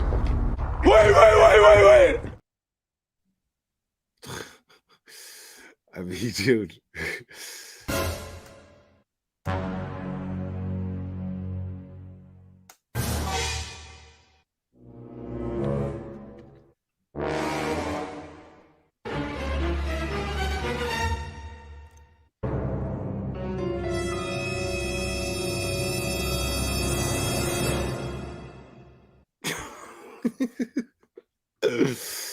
Oh my God, this lady said, you know, this is a person that doesn't, I mean, he has no reason to lie. I mean, he's a community activist. It's not like he's got a dog in the fight, you know, he does. He's got no reason to lie. He's got no reason to lie. Of course not. No, just all that publicity. What about your reasons? What are your reasons for lying? Because you lie all the time. I mean, people are always like, why do you lie? Nobody understands why. So whatever that reason is why you lie is probably why he lies. I understand activism. I understand community activism. And we stand up for people and we bring attention to cases. That's what happens. He's in a totally different realm of political activism and community activism than I am. However, I do believe him. And again, it comes down to the fact that I don't think he has any reason to lie. He didn't appear to be one that lied. As a matter of fact, he seemed really disgusted. And it was present on his face and in his commentary of how he felt about it. That hair is fucking full on granny at this point, yo. That shit is geriatric as fuck. Oh my God, Betty, stop with the bleach. But before we get too far into that, I want to just take a step back. We also have another case that we have been following, the Winter Smith case. And this is a beautiful 2-year-old girl that was slain by her mother's ex-boyfriend. And we just have a small update on this case, couple little videos on this case, and then we'll get Patricia Sell, thank you. Love you too. Appreciate it. Started and have a discussion about Rudy. But I know that my audience is invested in the Winter Smith case, and this was just horrible. And the man that you're going to see here is much different than the man that we had a photo of earlier. This man looks evil. This man looks like he's pure evil. What am I talking about? I'm talking about this. That man right there. So we're just going to hear this little bit of news coverage, and then we'll have a chat on it, and then we'll move right on into Rudy. Breaking here at 5, this man suspected of... Bro, oh my God. Yeah, this is where she went full on. This is where she went full on racist, but under the guise of being an activist against racism. It was fucking hilarious. Kidnapping 2-year-old Winter Cole Smith is hit with federal charges. Rashad Trice, according to federal prosecutors, strangled the toddler with a pink cell phone cord. Feds announcing these charges against Trice late this afternoon and detailing exactly what happened Sunday night in the hours after the toddler was abducted from her home in Lansing. Mara McDonald live on Detroit's east side where her body was ultimately found. Mara, the feds say the autopsy is pending, but they believe she was strangled. That's right, Kimberly, with that pink cell phone cord, and here's why. That pink cord was found on Winter here in this alley. It was also found in the car that Rashad Trice was driving. Let me take you through everything that the feds are saying at this hour. Federal prosecutors detailing their evidence in a thorough complaint. Sunday night, according to them, Winter was snatched by Trice after he and Winter's mother, Samari Cole, had gotten into a terrible fight over money. According to the complaint, Cole stabbed him in self-defense, and he then stabbed and sexually assaulted her. Cole ran to get help, leaving Winter in the apartment along with her 1-year-old son. Trice isn't the father of Winter. He is the father of Cole's 1-year-old son. When police got there, the 1-year-old was still in there, but Trice had taken Winter, stolen a car, and was on the road. When the Amber Alert went out, Trice's family reached out to him on the phone. This text exchange was included in the charging document. This guy's the worst of the worst, bro. This is as bad as anybody gets. Trice's uncle telling him he loves him, he can help him, and blaming Cole for everything. As you can see, Trice tells him he needs to end it all. Pictures from the Impala he stole show remnants of the pink cell phone cord. The remainder of that cord was found on Winter when her body was found in this alley. Back here live, we are expecting to have a family vigil for Winter out here where she was found, expecting to have the paternal... I mean, the good news is that he's caught, and they have your top checklist of evidence. Like there's no way that the prosecution can fuck this up. Like, this guy is going to prison for the rest of his life if he's not getting the lethal injection. That's the one silver lining in this entire thing. I cannot even begin to imagine what mom is going through right now and what she's feeling. I can't even begin to imagine. Maternal side of her family out here, primarily that's AJ Smith and his family who live down here in Metro Detroit. And something else, Kimberly and Devin, to consider. These are federal charges leveled by the U.S. attorney in the Western District of Michigan. And that makes a critical difference here because it means that if Trice is convicted, the death penalty is on the table for him. So there you go. And that's probably the reason why the feds decided to pick up this case. This case is a horrible case. There was raw pain at the vigil that they had for Winter. And I just wanted to get you guys see this. And again, we'll be opening up the phone lines just a little bit for anybody that has anything they would like to get. I know that she alluded towards that. So did she really blame the mother? What the fuck, dude? Chest about this case, and then we'll close the phones down and move on to Rudy. Give me a timestamp for that if you can, and which video. This is not black people. This is not Detroit. Raw grief and outrage on Detroit's east side as community groups come together for an emotional vigil honoring little Winter Cole Smith of Lansing.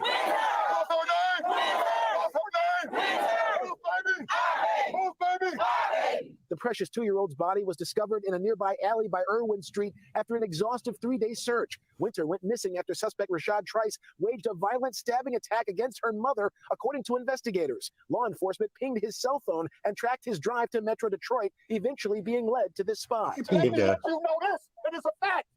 Evil transcends all color lines. You never know when evil may show up. You may be living with evil. There's been too many of these, Detroit. So there you have it, guys. They rose up. You know, that's what I love about communities and community activism, and not being afraid to get out in the street with a bullhorn and raise your voice and let your voice be heard. There's nothing more American than that, in my opinion. And I'm just very, very pleased and blessed to see these people rise up for Winter Smith and also rise up for Rudy Farias. So this is a shout out to all community activists, all the people that don't mind getting out there and in the streets and doing the right thing and raising their voice. God bless each and every one of you for doing so. God bless you.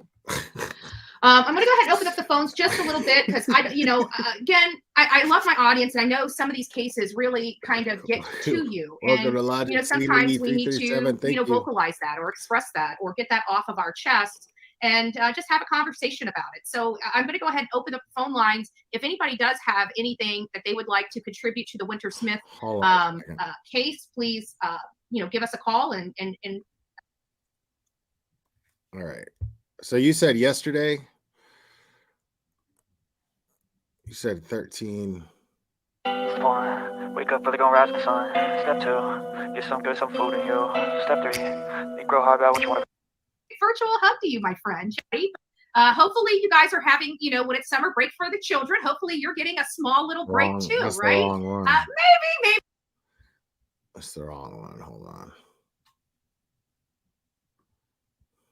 Teachers. Well, we can't not notice it. Shoot, 1 week had 6 teachers, 6 female teachers go to jail. And that was 1 week. A 1 week period. Was it your stream? He's been hanging out with us for years. What do you mean he's missing? We didn't know he was missing. You know. Was it your stream? Headstones and headlines.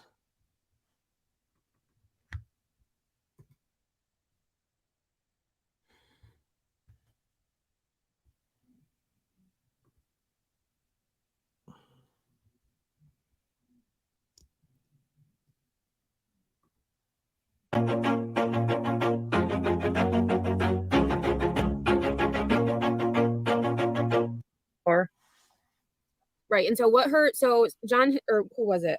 Sunnyside had said why. So I don't know how long ago. Hold on, folks, because I'm trying to see what Headstones and Headlines is talking about. I want to watch that. I want to see what that is. I mean, you gave me the timestamp. I just need to know what video it is.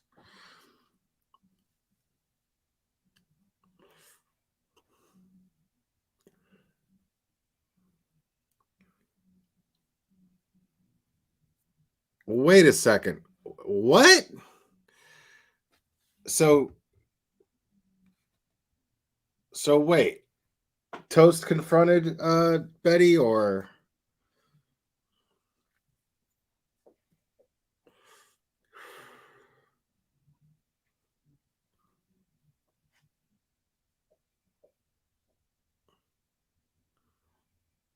yeah, this I want to go over.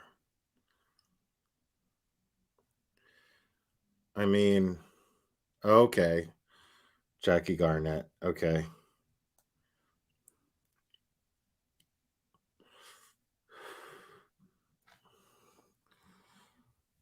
But whose video? Is it yours or Betty's?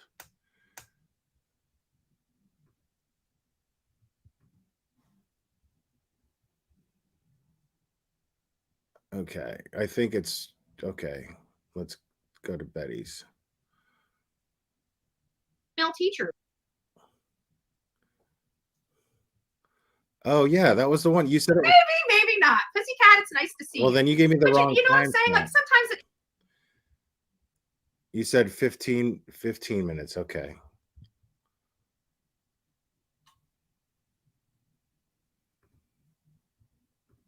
The bed and shove. That's all you have to do. Mama's happy, right? Mama's happy until she cleans under your bed. Then she's not so happy. But it'll get you some time, okay? And your electronics won't go away. All right. Now that I've got to go in hiding because moms are ready to come hunt me down. All right. We're done. We're done. So just before we get started on the Rudy case, great advice. I know many moms out there are probably saying, I hate Bull and Betty right now. I bet you there's a lot of moms going out there looking up under their kids' bed now saying, how much crap did they shove up under here? Trust me, there's more of me around. You just don't know it yet. You just don't know it. Talk to Mama Bullhorn. She'll tell you the tricks. So okay, now on a not so funny note, we're going to just touch base on Winter Smith again. This is a very hard, when it comes to these little kids, it's very hard for me. I know that, and I'm sure it's probably hard for you guys too, but it's ultra sensitive. It's a sensitive topic for me when it comes to these young children. And my heart breaks because I feel like some of these children have such a gift to this world and they were snuffed away because they were born to the wrong parents. And,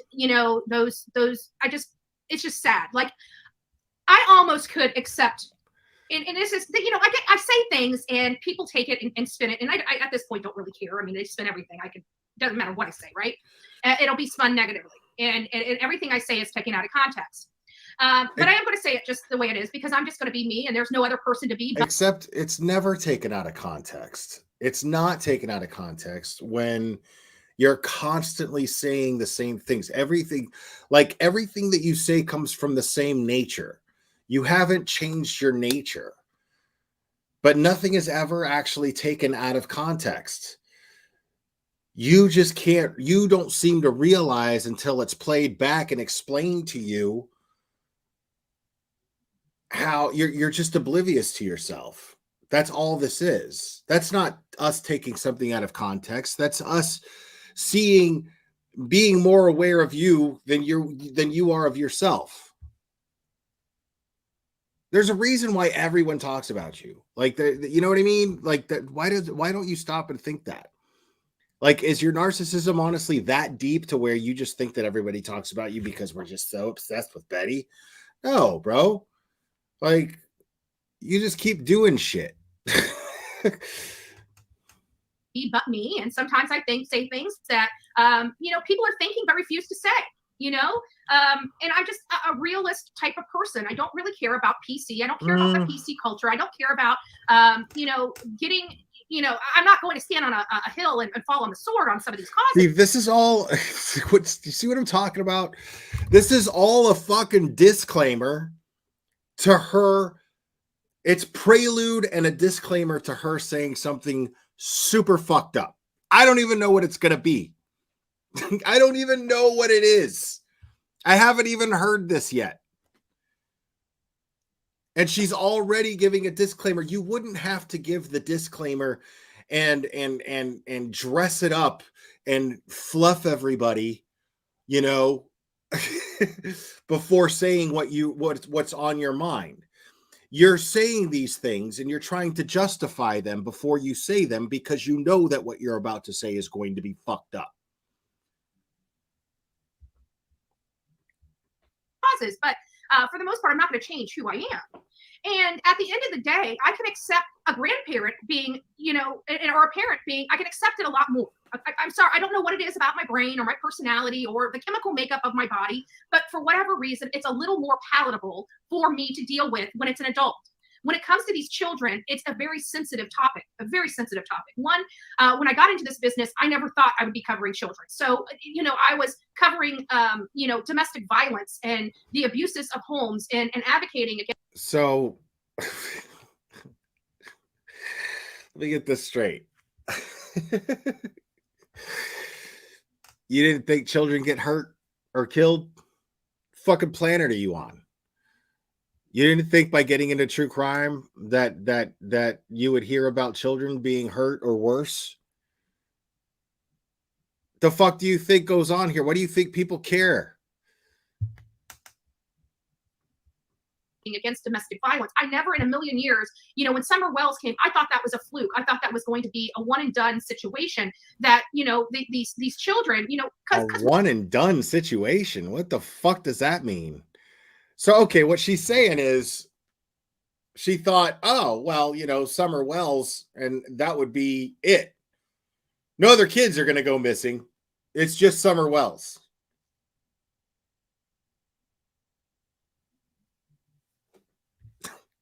Okay. Lady, you're killing me. She never fails, bro, she never fails. You're a magnificent cunt. Because we all, I'm not stupid. We've been out growing up. I remember being at a condo, in one of our beach condos that we had and we went to every summer in Fort Myers. And I remember we were running around the big pool that they had, and one of the girls slipped and busted her head. Like, she had blood coming out of her. Every single person just ran to her aid, corralled around her, really tried to help her. And that's the beauty I see out there. Everybody protecting the young, everybody running to the aid of a child when a child is in need. It didn't matter whether that child was their child or not. They saw a child injured, and it was almost a compulsion, and you're compelled to help. You don't even think about it. It's just calm down, Betty. You run to the threat. You run to calm down. You're gonna shit yourself. An injured person, and you render aid. Now, if it was an older person, do you think that many people would have ran to that person? No, I don't believe it would have. But because it was a young child, she slipped, she busted her head. There's blood coming out. That's a bunch of bullshit, dude. Anybody falls, bro. Like anybody falls. People run to help that person. Are you okay? Immediately, someone's going to run over and be like, are you okay? I don't care where on the planet you are. The fuck are you talking about, lady? Coming out, everybody corralled around. Everybody. When it comes to our kids, it doesn't matter who they belong to. We protect our young in this country naturally, instinctually. We don't think about it when we jump into action. We just jump into action. So when it comes to these children, for me, it is a hard pill to swallow that we I have grandchildren. I don't have I don't have my own children. I have grandchildren. I have stepchildren. I don't have my own children. That never has ever played in my equation at all. And you're a piece of shit. Those are my kids. Those are my grandkids. There's never once that I say, I'm not biologically related to you. I'm not going to help you. Right? And so why am I saying all this and giving such a lecture on this? Because our young need to be protected, and they need to be protected. Somebody gifted memberships. Let's see. Patricia Sell gifted 5 memberships. Thank you, Patricia Sell. Evil Queen, Fluffy Minx, Deets on the Streets, Electro, Unsocial Butterfly. Right on. Great. Thank you, Patricia Sell. Sometimes from their own parents. And both of these cases, and parental figures, because we do know Winter, the man that killed Winter was not her father. It was the father of her brother, from my understanding. Apparently, with Winter, she was with the guy that killed her daughter. She was with him. And whether she broke up with him and had another relationship with another person, or if she had an affair on him and got pregnant, we don't know those fine details, but they did have a relationship, and she does have an older son with this man. It sounds like this was a hostile, jealous situation. He never came to terms with the fact that she left him. And she has a younger son with that man. He's a year old. She has a younger son. And had another kid by another man. This is what I truly believe happened. But again, this was not the child's fault. This was never the child's fault. This is not something that the child did. The child had no choice with who her mother laid down with. Wow. I can tell you that she was a gift from God. She was You beautiful. need She to looked shut she the had fuck everything going her up. way. Her mother left that man. Her mother wanted a fresh start, obviously. Again, a lot of Passion Jeffries case just resonates with this one. I identify this case because of Passion Jeffries and what her and her son had to go through. And God rest her soul. Shut up! Thank God this mother. Oh my God, I don't care! Is able to live and care for her son, but she is forever going to be scarred so deeply that many of us will never, ever understand. She was stabbed. She had to run for her life. She had to go try to get help. And can you imagine her just trying to save herself? And the guilt, she didn't do anything wrong. Let me put that out there. She didn't do anything wrong. She was assaulted and was trying to save her life. I don't think at any point she ever even thought that her daughter was in danger. Boy, but she needed to save herself. Can you imagine? She did nothing wrong. And she's going to have to live with herself in the guilt that she's going to feel, because she is going to feel, no matter how you look at this, whether she was right, wrong, or indifferent, or how you feel about the mom running out of the house to save her life. When you're being stabbed and you need to run and save your life, you don't have the option to walk past your assailant and grab your child. You don't have that option. You have to save your life. You have to be out there or you will die. And she had... Bro. So far what we got here, and Lisa Oldhams, thank you so much. Member for 2 months, never correct herself, blamed wrong man. I mean, what we got right here is the usual asshole that we all know so well. Again, you don't know the circumstances. You don't know the circumstances. But the circumstances that we do know is that you have never been in a position, Betty, where you were beaten and stabbed and raped with a child there. You don't know what you would do. You don't know exactly what you would do. And just because this mother might and probably will spend a lot of time blaming herself for what happened, that doesn't give you the right to blame her. It doesn't give me the right to blame her. It doesn't give anyone else the right to blame her. This is a person who was in a situation, an extraordinary situation, under extraordinary circumstances, that there is no fucking way that you could ever try to you can ever realistically say what you would do in that situation. You have no idea.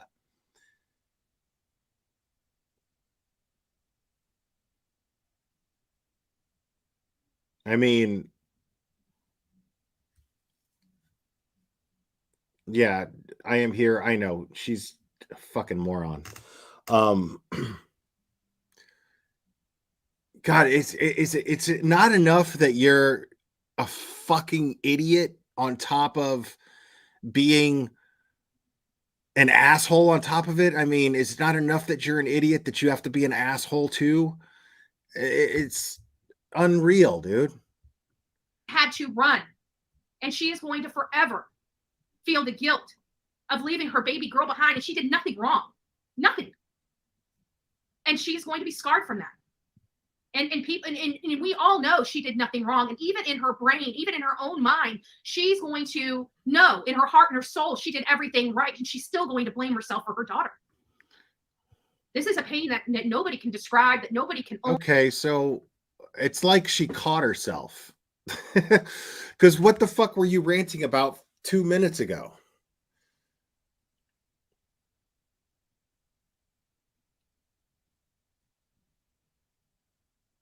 I mean, at least she's now acknowledging that this woman did nothing wrong. I'll give her that much. She's at least acknowledging now that the woman did nothing wrong.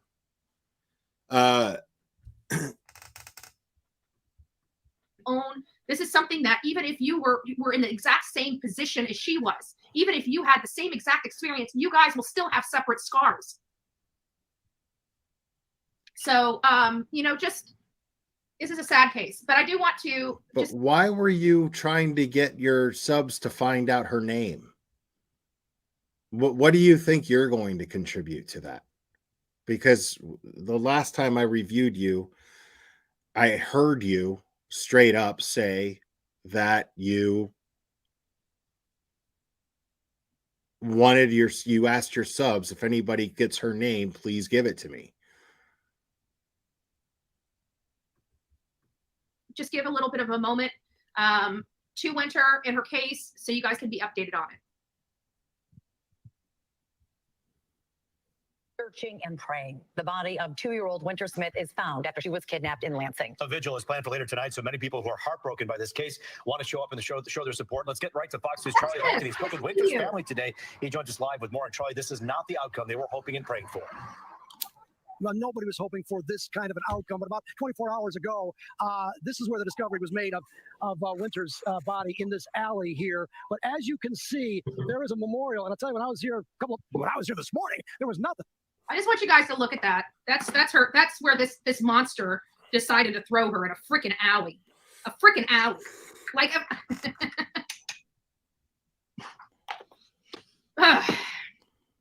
And now you can see even the Detroit Police Department, they showed up. No, I mean, I didn't take that as I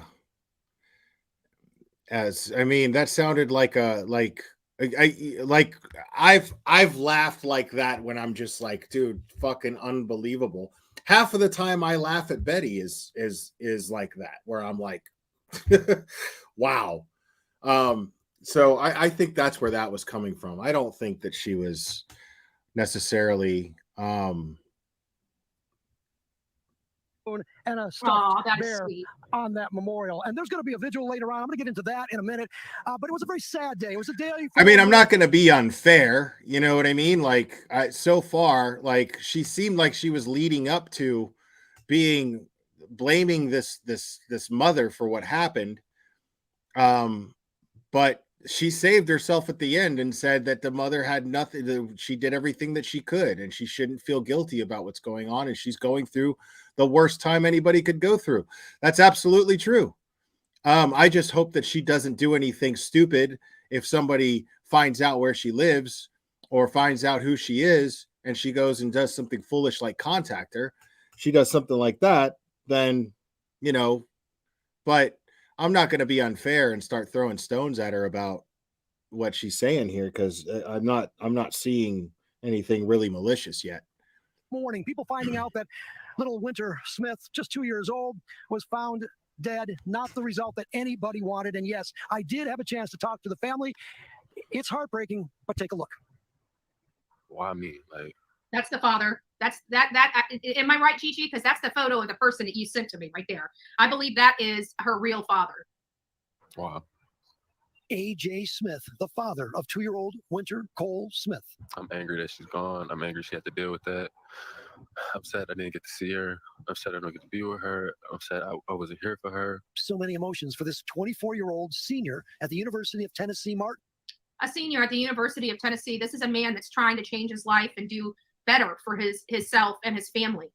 This is a man that's Betty, dude.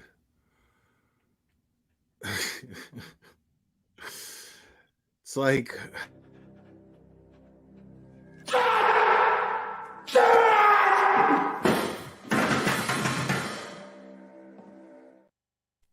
better than what, Betty? Let's hear that one more time. Every time I defend you, every time I'm like, hold on a second. And it happens a lot. Every fucking time.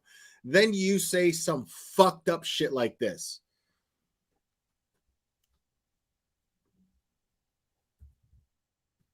Senior at the University of Tennessee, Martin. a senior at the University of Tennessee. This is a man that's trying to change his life and do better for himself and his family. This is a man that's working hard. Better than what? Exactly. Do you know him?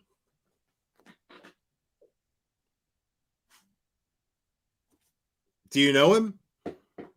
Do you know what state his life was in prior to attending the University of Tennessee? Better than what exactly, Betty? What do you mean by that? Why would you imply that he is improving his life because it needs improvement?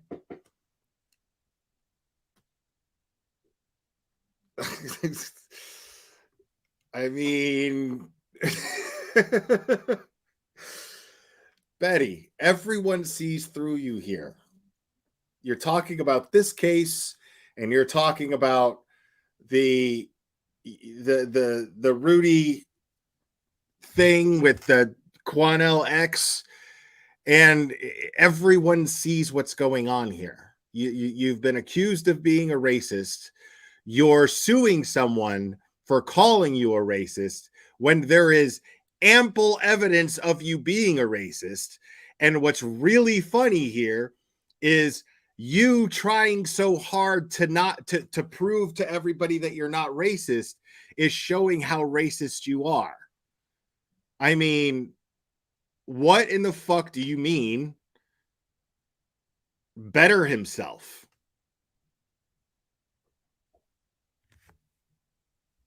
Like, because when I hear somebody is going to University of Tennessee, I just think that's somebody with a future. That's it. I also think, and I assume, without even thinking about it, but I automatically assume that that person worked hard their whole life to get to the University of Tennessee. Because the University of Tennessee is a good school. That person worked his whole life to get there. But for some reason, you see this man sitting there dealing with a horrible thing in life right now, dealing with the worst thing that a man could think of that he could be going through. And you assume that you somehow see a guy who was making all these bad decisions, standing on a street corner and doing God knows what, until one day he woke up and said, you know what? Like every other fucking 80s movie. Oh man, I'm tired of hearing the gunshots. I'm gonna quit slanging crack, and then I'm gonna take all the tests I need to take and apply myself, and then I'm going to be better. Like, what do you mean better, bro? Like, he's already, I guarantee you he worked his ass off his whole life to get to where he's at right now. I would not assume a thing less. Betty, you're killing me, dude. Hard, and he has to deal with another man destroying his universe, destroying his world. Look at this man. This man is broken because of an animal, a monster. A receiver for the football team and trying to further himself to have made a better life for himself and Winter. My son, he worked so hard to go to college to play football so he could live a dream for him and Winter. I used to keep some stuff and then tell her mom like I lost it, like I forgot to pack it, and I'm glad I did. Like, so I can hold you on can to tell all you can tell all she sees is color too. Like, it's a nice neighborhood. Like, it's clearly a nice neighborhood. Memories are so big now that 2-year-old Winter was found by FBI agents Wednesday night in the alley on Detroit's east side after a 3-day search that spanned over 90 miles from Lansing to St. Clair Shores. You've got. And I also want to, state that the FBI submitted this as a tip. A lot of people, we are learning as we're doing this type of work. A lot of details. A lot of details that we don't really realize. We all know Big Brother's watching. We all know that when it comes to the FBI and the U.S. Marshals, they have that secret. I mean, did that happen? I don't know. I'd have to hear that for myself. That she implied the father. I don't doubt it. I mean, I think that she just assumed that the guy was his father. But if she jumped to that conclusion before they even found her body, I mean, but I'm going to be honest. I didn't have a whole lot of realistic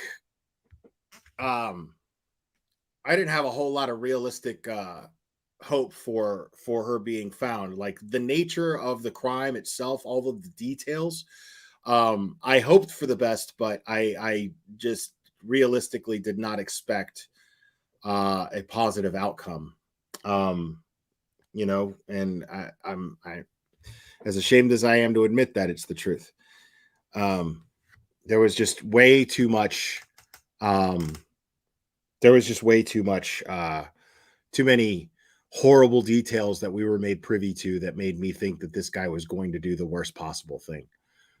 Secret computer that just seems to almost pinpoint our location, right? It only takes them it's almost like we have tracking devices in each one of us, and it just takes a little bit to find us, right? They push a button, and then all of a sudden it goes, woo, woo, woo, and next thing you know, your door's being kicked in, the U.S. Marshals is grabbing your butt, and you're heading off to where you need. And it's funny how they do that, right? Law enforcement doesn't have this secret computer, right? They could be looking for people for years. Call the FBI 3 days later. We got you. Sit back. Here's your tip, right? And they do that, and they do it under secrecy. So when we hear these, like even law enforcement, even these trials, when is the last time we've actually seen an FBI agent up on the stand explain, law enforcement has to get up there, whatever, what were we doing? Just Letitia. So we had the Colorado Springs police, and we had Florida police, and we had South Carolina police, all had to be shipped into her trial. But you know what I didn't notice? FBI agents, right? Bro. What are you talking about? Betty, that guy sat up there for fucking hours going over the interrogation. This guy interrogated interrogated Letitia. This FBI agent interrogated Letitia for 4 hours. 4 fucking hours. And testified on the stand, giving context to the interrogation. What do you mean there was no FBI at the trial?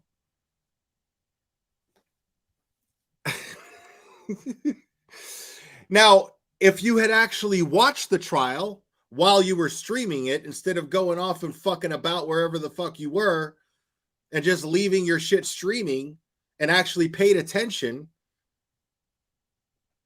followed by acting like you knew what actually took place in the trial and talking like you knew, well, then you'd know that. but you didn't actually watch the trial. You left your StreamYard streaming while you just took off. FBI agents don't take the stand, right? They don't take the stand. Why? Because they can be cross-examined in their practices. That's the stupidest fucking thing I have ever heard. I mean, how? Oh my God, dude. Where do you get these fucking idiots, huh? Where do you get them? How? I gotta hear that one more time because I can't believe my fucking ears. Carolina police all had to be shipped into her trial. But you know what I didn't notice? FBI agents, right? FBI agents don't take the stand, right? They don't take the stand. Why? Because FBI agents don't take the stand, right? They don't take the stand. Why? Because they can be cross-examined, right? They don't take FBI agents, right? FBI agents don't take the stand, right? They don't take the stand. Why? Because they can be cross-examined in their practices. What is the one thing that the FBI does not want disclosed? Their motive of operation, right? They don't want you to know the SOP for the FBI. They don't want you to know their secret sauce and how they're able to fly. Because, you know, quite frankly, if we did know secret sauce, if we did know how they do what they do, it's probably terrifying us, right? I think if we knew what the FBI did to keep us safe, it would scare the crap out of us, and we would probably shut the FBI down. Let's be honest with you. Right? If we found out half the crap that they knew about each and every one of us, or had on each and every one of us, or how they tracked it would terrify us. Okay, let's be honest. Let's be honest. I tell you what I know, and I know I don't know it all. It terrifies me.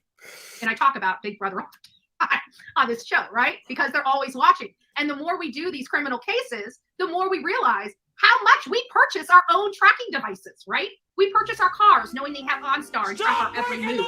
We buy our watches knowing that they're monitoring every single thing. We download Google apps and all this stuff knowing that they're mining our data. And we don't care. We give it to them freely because we want not to have to do legwork. We want things to be given to us. Simple. We want to be able to go to Google, type in whatever we want, and we want it to pop out an answer.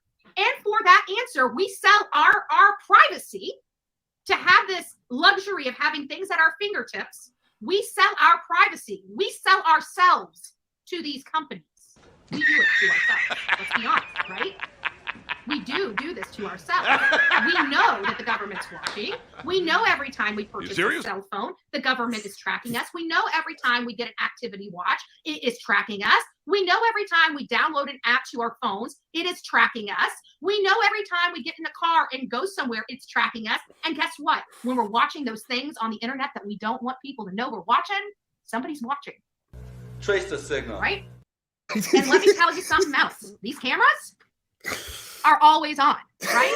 These cameras are always on. Trace the and signal. We know, and like I keep my camera here in this computer, right? The lid on this computer stays up all day long.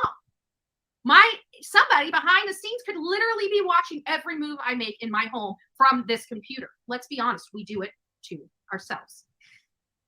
So it's no surprise to me that they found this young girl in 3 days. Thank you, FBI. Thank you for your service. Without you, things like this wouldn't be possible. And you know what? The drumbeat of the Bullhorn Betty channel is not defund the police. Let me get this clear.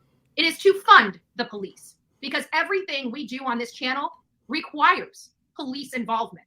It requires them to be able to do a job. It requires them to have the finances they need to do a proper investigation. And not only that, the processing of the evidence.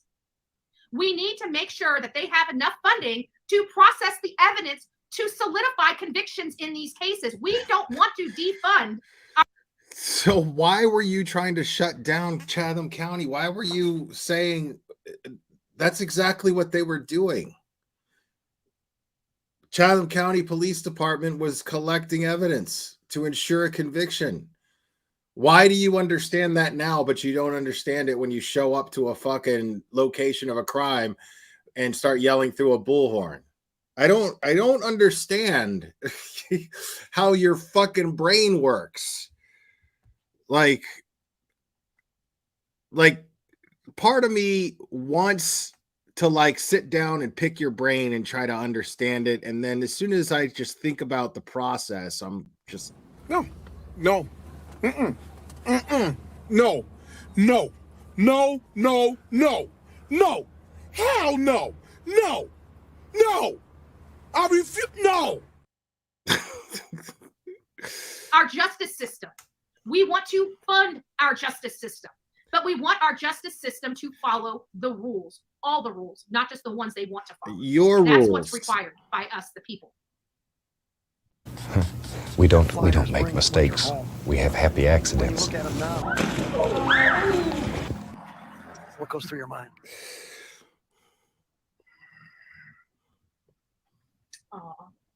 It hurts. Yeah, it does. How could somebody harm a little child? Like, how could you see yourself like on top of a child or hurting a child or whatever he did to her? We don't know, but he killed her and we don't know how he did it. But how can you like just fight a kid? You know what I'm saying?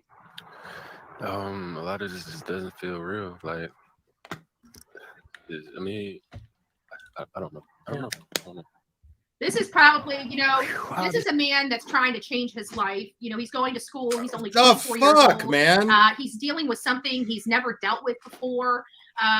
This is going to affect him. Okay, guys, he's a young man that's trying to make a difference in his life, and he just lost his child to murder. And every that little part of me that was giving her the benefit of the doubt, thinking that it was just a slip of the tongue. It's not what she meant. She's tripling down on it. Dude. To make only 24 years old. So this is a man that's trying to change his life. He's going to school. He's only 24 years old. He's dealing with something he's never dealt with before. This is going to affect him. Okay, guys, he's a young man that's trying to make a difference in his life, and he just lost his child. She just said it twice. The second and third time. This is a man who's trying to change his life. What the fuck do you think this guy's life was like before he went to college? Why are you assuming that he was some sort of criminal? What the fuck are you talking about, lady? God, I mean, dude, how do you not see how fucking bigoted you are? I just don't get it. Like, we know you're a bigot. We know you're a bigot throwing up the white power symbols at the Trump, and then you're trying to deny it. Like, just own it, man. You know what I'm saying? Like, have some fucking conviction behind your beliefs. You're showing up to Trump rallies. You're hanging out with fucking racists who say white power out loud, and you posing for pictures with them.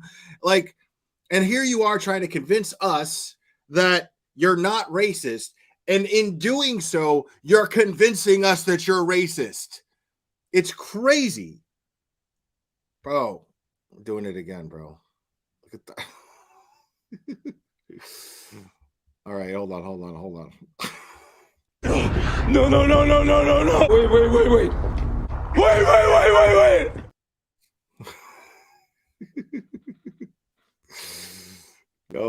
No.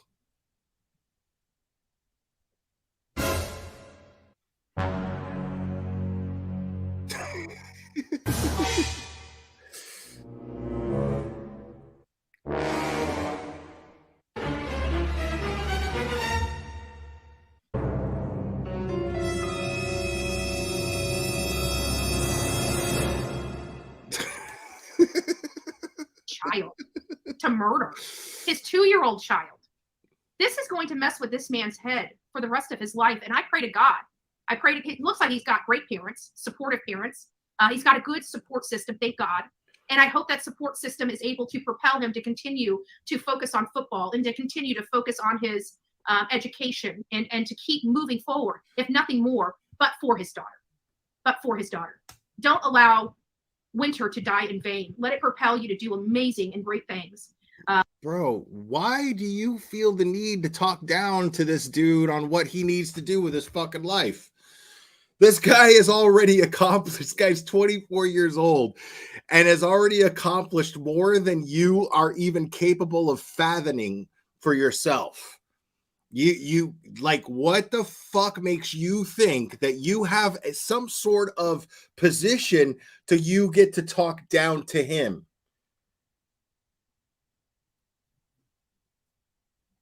I don't like, this is why people, you got to use your eyes. All right.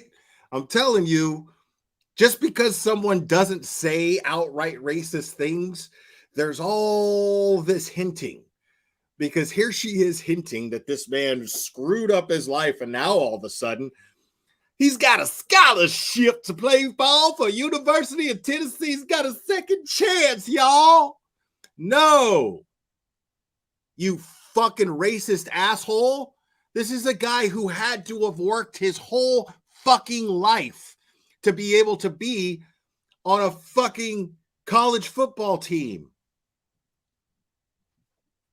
Like, dude, you know how big college football here is? Now, University of Tennessee football is fucking terrible. Okay? It's really bad. But I have never, ever, ever, ever, ever seen in my life, I have never seen a more loyal fan base than here in Tennessee. Saturdays during football season, everyone's wearing orange. Everyone. You go into a fucking spot where they're serving beer and wings, it's packed with wall-to-wall orange.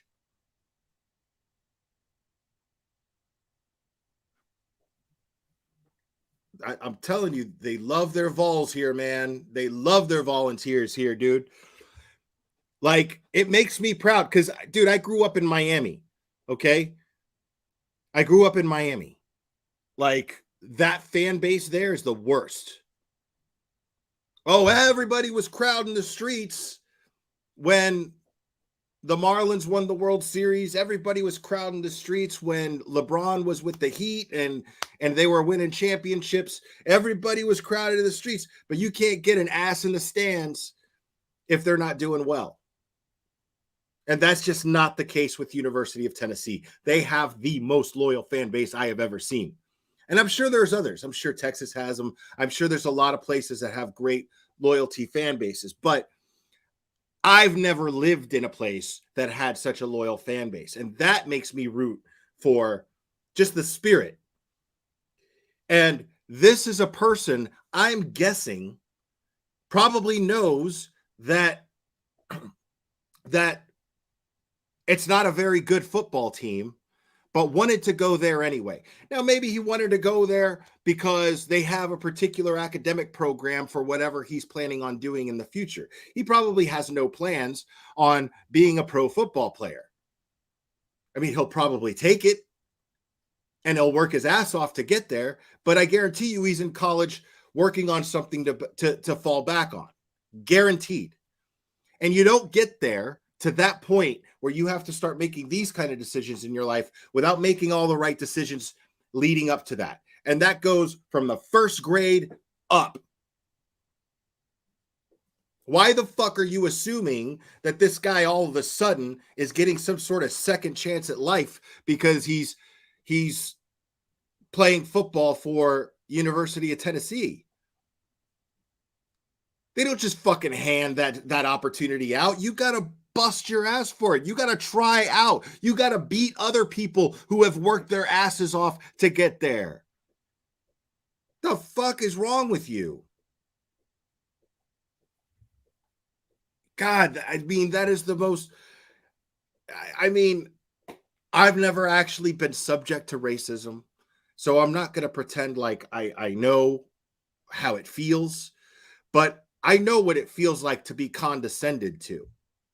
And I can only imagine how it must feel to be condescended to generally based on the color of my skin. I can't even, that would be infuriating. I don't like being condescended to. But she's condescending to this person who just lost his son, and he's already accomplished more in life than she could ever imagine. This guy already has the work ethic that she has no idea how to relate to. I don't even have that kind of work ethic to relate to. I can't even begin. Dude, I was terrible in school. I didn't apply myself to do shit. But neither did she. And the last fucking thing I'm going to do is condescend to this young man and be like, man, you got to keep doing what you're doing. Don't let anybody bring you down. You got to keep doing what you're doing. Take advantage of that second chance. Second chance to what? What second chance? This guy worked his ass off.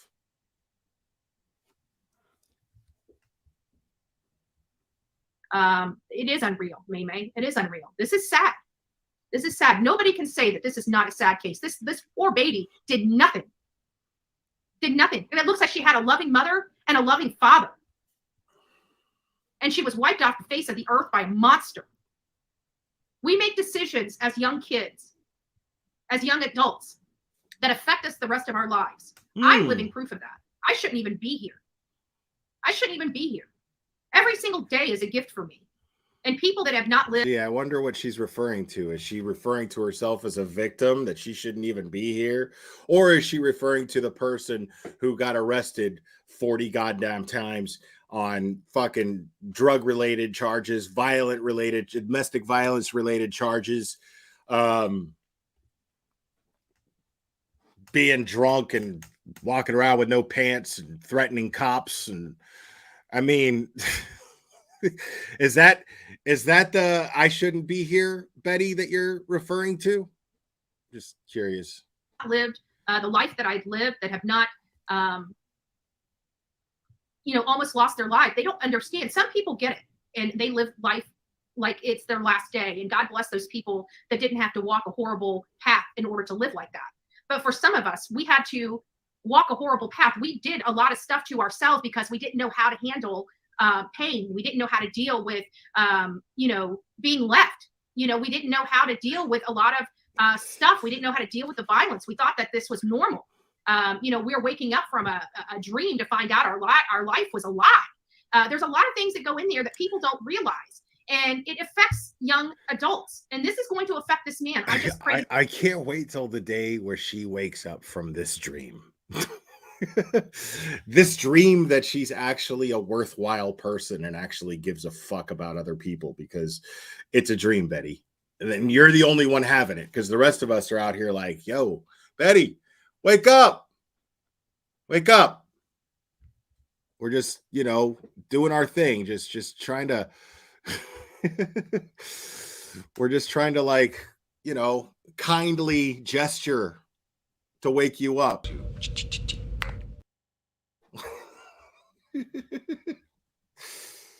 Pray to God he's got a great support system that is able to help him in a positive way and not a negative one. When I was his age, I didn't have much of a support system. My parents tried, but parents, at the end of the day, where I was at, I was angry with my parents. That's why I was in the situation that I was in, why I was doing the things I was doing. I was hurt. I felt betrayed. There was a lot of emotions that went along with it that this man is going to go through. Totally different scenarios. But those certain emotions, you're a little cunt. Are similar. He has a loss. A lot of people have experienced a loss, but not a loss of a 2-year-old child. And that is just something, like I said, when it comes to these children, these young children, it affects me. It affects me bad. It does something to my brain. It does something to me when I look at people. I don't look at people normally anymore. Again, subjective. What's normal? I'm now, every time I go into it, and it's just been over the last 2 years, when I see a child, I'm visually looking at that child from head to toe now to see if there's bruises that shouldn't be on that child, to see if the parent's acting right. Is the parent yanking them all over the store? Is they cussing at them? I'm looking at those things now. I never paid attention. I stayed in my own lane. But now doing all this, it's so different. It's like this veil has come off my eyes, and I look at people so differently now. You know, and the people that I trust and love, I keep them close as possible because, you know, I don't trust anyone. I look at parents with skepticism now. Are you taking care of your kid? Like, you know, I almost want to take out a checklist and start going through it and making sure that these children are safe. I mean, it's getting that bad. It really is. It really is. So, but I did want everybody to see, you know, Winter was found. It's sad that you know what has happened to her. We're definitely going to be praying. Patricia Sell gifted 5 more memberships. Thank you so much. Congrats to Funky Cold Maria. Oh man, you win handle of the day. Funky Cold Maria. I love it. Jones in. Patricia Burns. Go. Oh no, not you.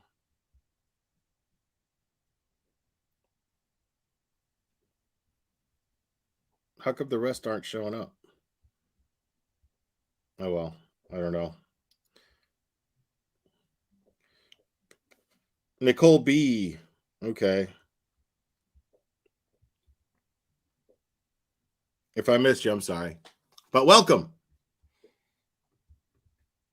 For her family, her friends, Godly, her mother. Her mother is in the hospital recovering from multiple stab wounds. I can't even imagine the terror that mother went through, and I can't imagine waking up to this nightmare. It's heartbreaking. I don't know what person doesn't get emotional over this Winter Smith case or any child case. It's hard. We were joined by private investigator Brenda Paradise. Brenda, thank you so much for giving us some of your time. Here's some First, information. Explain your connection to this case. So I'm a private investigator. I volunteer my time. I use the term hired loosely because I'm not paid for private investigation work. Back soon after Rudy went missing, his mother, Janie, filled out. So she's basically an advocate for the missing, and she utilizes her skills to help people pro bono. An intake for an organization that I volunteer with. The nonprofit organization is called We Help the Missing, and we help families at no charge. We received an intake from Janie, and from there we went on with the case. Okay, so there's. Okay. Thank you so much, Jackie Garnett. 1 minute she was raised with a silver spoon, the next she had a bad one. Which one?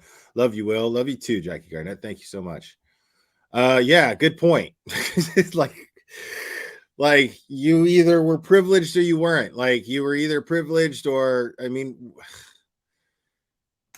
Okay, hold on. So much. I didn't want this leaving just yet because it does give us somewhat of a timeline here. I know when I pause it, it puts that play button in the middle of it, but we're just going to break it down. So basically what is being said is March 7th, 2015 is when Rudy was originally called in as a runaway. Apparently based upon, now this is kind of conflicting because, you know, we heard of Quinnell's statements and the statements of the police. In this particular one, they're saying he returned the very next day. We heard from Quinnell that it could have been a day or two that he returned. So I would say the March 8th, possibly March 9th area is when he returned home. September 2018, family members heard that now remember, the mom was keeping him from the family. It was the 8th, bro. As well. So the family is really shocked right now. Like it says it right there. To know that he's been staying there, but they did kind of have some type of indication that he may have been home, and one of the family members actually called law enforcement and told law enforcement in September 2018 that they believed that that Rudy was back home. Wow. And they went out there and apparently whatever, one Hispanic name is just as good as another. Jesus Christ. The mother hid him and lied to law enforcement. Now, granted, well, let me just get through this. And then, of course, June 29th, 2023, 5 years later, almost 5 years later. Okay, smartass. Let's see what this mystery's all about. He's found in a church. And then by July 9th, we found out, or July 6th, we find out he was never really missing. He was being held captive by his mother. Much to unpack with this, Brenda. And I want to start, but first, so you're saying that when he initially allegedly went missing back in 2015, Janie, his mom, had reached out to you. We know you're a volunteer, but it's kind of like she essentially hired you. Do people who are potentially guilty tend to hire or ask private investigators to help them because those same investigators? Honestly, that's a great question. Do guilty people typically hire private investigators? I say yes. Letitia Stout hired a private investigator. Don Wells hired a private investigator. Obviously, this lady hired a private investigator. Letitia Stout claimed to hire a private investigator. So do I believe guilty people? She's going to say it's not very common. I believe it's more common than we like to give credit to, because they're in the majority of the cases. So how did you like love that? I want to ride that horse again sometime. Steve may have reached out to a private investigator to help in his daughter's case when nothing was coming, nothing was making sense at the time. So obviously Steve Gonzalez not guilty, but we have other examples of where parents or people reach out to private investigators to help them prove that they are not guilty, and the private investigator can't prove that. Twat. So then it creates this problem, and then you got the private investigator basically saying they can't prove this. I found out Quinnell was reached out to by Rudy's mother. Rudy's mother reached out to him and asked him to come and help her because police thought she was keeping her kid from them, and she was concerned about being arrested, and actually reached out to him and had him come there, and he was able to talk to the mother and have her leave the room. And him and the investigator, a detective that was in the room, we heard it from the police chief's own mouth that even though they denied the SA allegations, they did confirm that yes, they heard what the boy said and that they were in the room at the time. That was confirmed on their last press conference. Who was the detective, though? And his name is John C.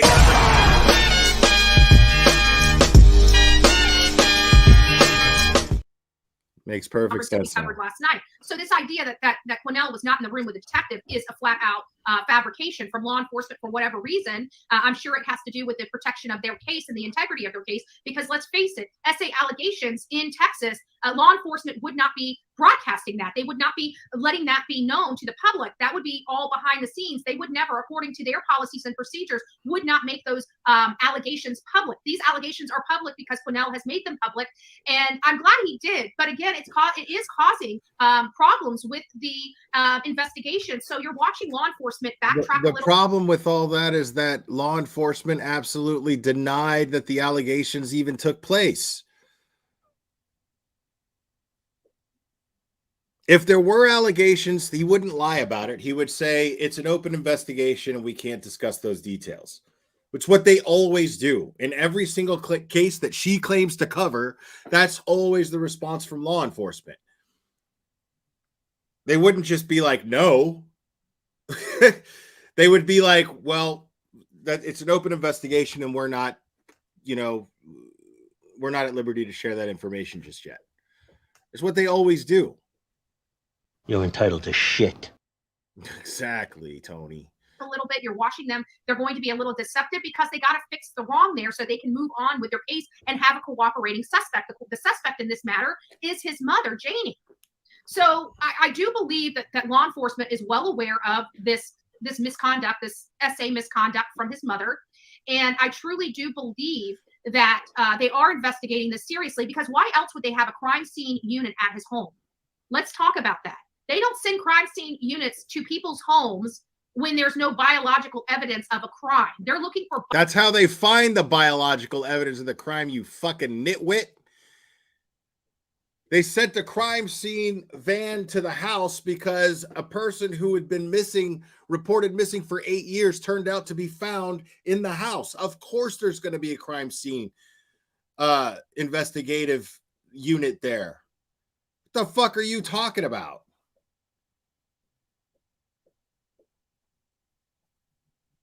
That's how they find the evidence.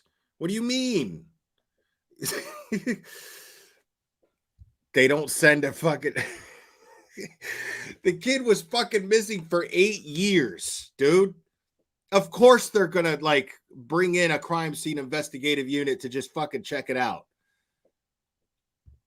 Find out if there's anything initially reason to fucking arrest anybody or investigate further, which they claim there wasn't.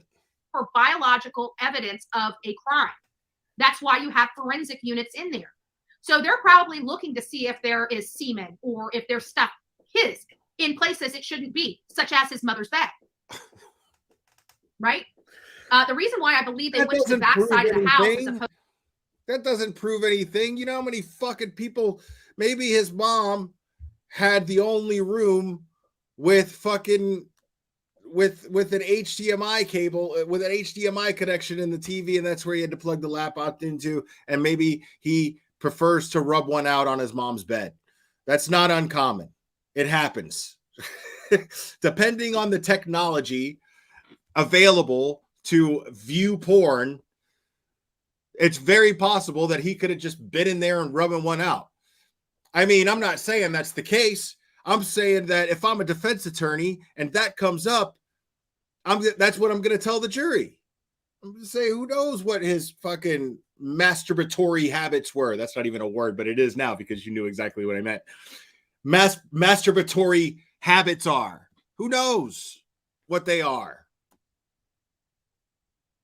You know what I mean? Sleeping on the bed doesn't prove anything. As opposed to entry into the front side of the house is because it was more secluded and the cameras wouldn't be able to see what they're doing.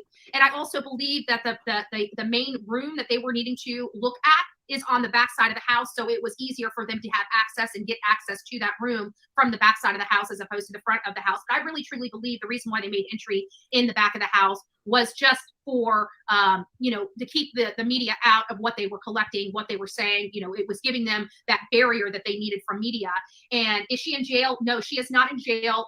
Yesterday or the day, I think it was early in the morning, I got a call. I think it was yesterday morning, about 2 or 3 o'clock in the morning, I got a call from a source, and they were telling me that this case was getting traction, and that this case, it appears that there will be an arrest within the next, they said a week. So I'm assuming within the next 7 days, 2 or 3 of those days have already since passed. Well, yesterday morning. So this would be the second day. So I anticipate. Don't fucking hate the messenger, bro. Listen, if you got teen boys living with you, moms, just saying, like, don't ever take a fucking black light into their room, bro, because that shit'll look like a fucking Jackson Pollock painting. Anticipate his mother being arrested for something in the next week or two. I hear a week, but sometimes that's, sources are sources. They're not 100% right 100% of the time. So I do believe there is an arrest. That is definitely something that I'm hearing a lot of. It's just the timing of it because they're not making an arrest. This has been broadcasted from law enforcement themselves. They don't plan on making any type of arrest in this case until their investigation is complete. They're going to look in this. So why would they do that? Because it's a he said, she said type of situation. He's saying his mother did this stuff to him. She's saying, no, she didn't. Her son's mentally ill. You see what I'm saying? So she's almost implying that all of a sudden Betty understands how investigations work and how convictions work. All of a sudden. After all this fucking time, now she seems to get it.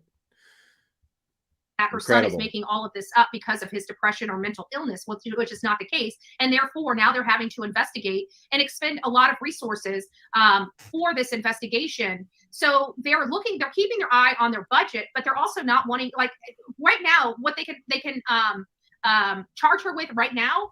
And this is what was said by law enforcement. Right now, all they can charge her with is filing a wrong report, which is basically a citation, no different than a ticket, like for driving over the speed limit. It's a low-class misdemeanor offense. I mean, next to no jail time. It's not worth the time or the expense to arrest the mother on filing a false police report. They need something more. They need something more to justify the cost. They're not going to arrest her on something like that. But I do believe they have. I mean, for the first fucking time ever, and I know I'm going to regret this because she's going to say something in the next 2 minutes. It's going to be fucking incredibly dumb, probably. Hopefully she doesn't, because I really hope. But for the first fucking time, she sounds like she's getting it. You know what I mean? Because that's exactly the case. Like, they don't have anything to charge this woman with. They don't have anything that's worth charging her with. It's up to the DA. It's not the cops, it's the DA. And if the DA says they're not going to pursue charges on anything, then they're not going to pursue charges. The cops aren't going to do jack shit. They have a lot. I do believe that there is some type of insurance fraud going on here that they can get her on. I do believe that there is some type of, other stuff. And we're going to understand about this insurance thing that I was talking about yesterday. It's starting to become a little more public about the insurance proceeds that I believe is what kicked all of this off. But we'll get to that in just a second. Let me get back to this here and we'll potentially expose them. Not usually. Usually they try to stay private in my experience. But I believe that's why I lost contact with Janie several months after I took on this case. She had now remember questions, this lady here was a private investigator hired by Janie when her son disappeared It's a good in point, 2015. Autumn. Now remember, her son turned back up a day or two later, and she's playing this lady for a fool, having her try to track down her son, knowing her son is under her own roof. So there's something going on here. This is not normal. And I definitely believe with all of my heart that this is some sort of fraud that has gone terribly wrong, and the son was done. She was questioning my questions. And since the very beginning, it's the most bizarre story. And I was asking questions that Janie didn't like. So although she's the one that filled out the intake, I don't consider myself working for her. Yeah, I feel like if she's going to raise enough money, if she can raise enough money, she's going to head out there and start screaming and yelling with Quan LX. Like, I think right now what she's trying to do is she's making the bed, you know? She's making the bed to crawl into Quan LX with. She's just trying to ease herself into that situation and trying to put herself next to it. I mean, but all this guy has to do is just do about, I don't know, 3 minutes of research on her and realize that she's a racist asshole. So it's just a matter of time. Right. Exactly. Well, he's not a Black Panther anymore, technically, but I have in respect worked for Rudy the entire time. I lost connection with Janie when she didn't like the questions I was asking her family and her. Yeah, so you're basically working to find the truth here. All right, Brenda, I have to say, being in this business, I tend to be very skeptical about a lot of things. There's a lot of things that had alarm bells going off in my mind about this initially. What was your reaction when it was reported last week that Rudy had been found at a nearby church? And then what do you think is going on here? This, again, has been the most bizarre case because there's been anomalies throughout from day one when we received the intake that had the wrong year on it. That's why there's some confusion with the public as to was he 17 or was he 18? He was 18 when he went missing. So she's saying that he was 18 when he went missing. Again, a lot more details coming in, coming around now. And this was what she just stated has been my problem this entire time and why we did not go live as soon as we heard. Yeah, like the thing is you just got to listen to the language that she speaks. You got to listen to her language. She speaks racist. You know what I mean? She's got a racist accent, so to speak. The language that she speaks, she doesn't say outright that she looks down on people, but when she says these people, they rose up, good for those people for rising up, implying that they were somehow low. It's the not so subtle language she uses that makes you go, yeah, dude. You know what I mean? Like, I have a few Black friends that I know that when they hear things like that come out of somebody's mouth, the look they always give, it's like the universal look.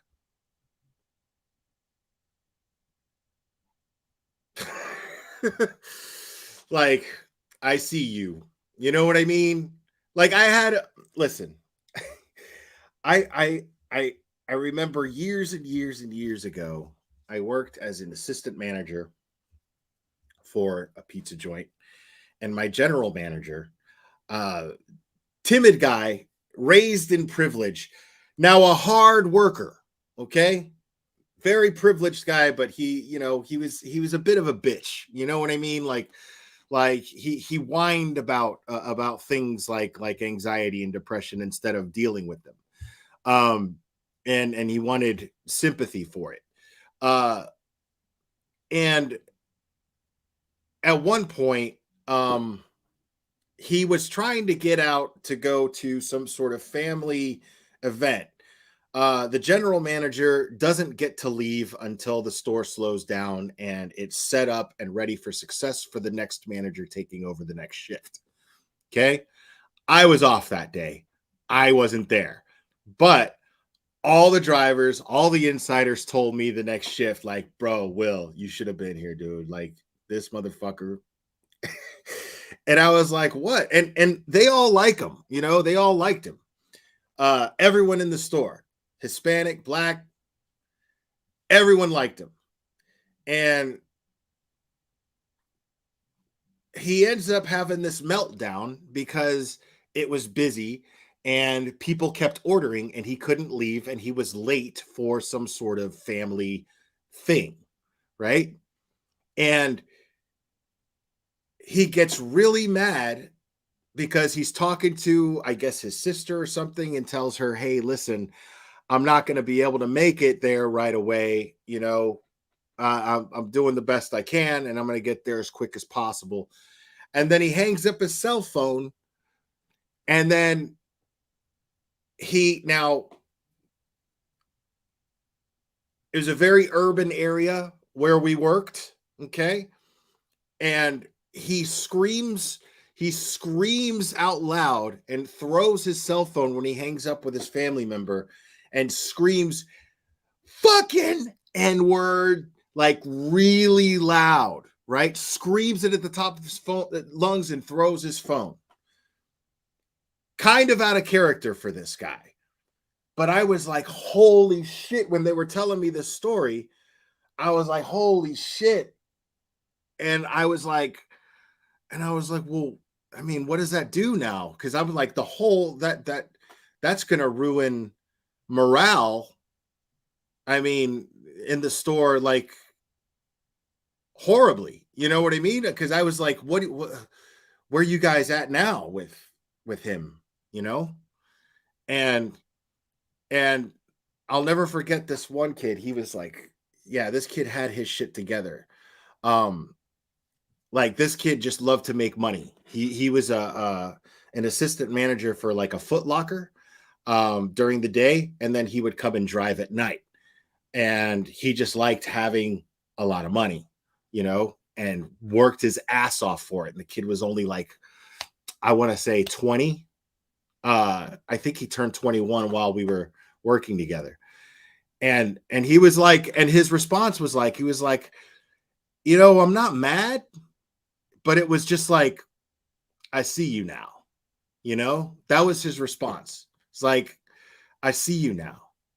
And it's sad because it's like, that indicated to me that there's just so much of that bullshit thinking that goes on that a kid that young and that sharp was almost impervious to it, you know? Like this was somebody who he respected. This is somebody who he enjoyed working for. He still did after the fact.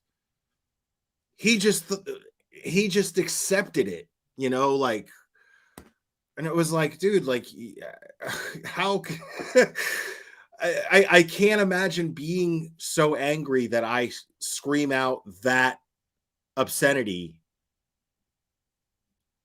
that hate-filled obscenity, you know, directed at a particular group of people, because he was referring to the customers that would not stop calling from a very seedy hotel.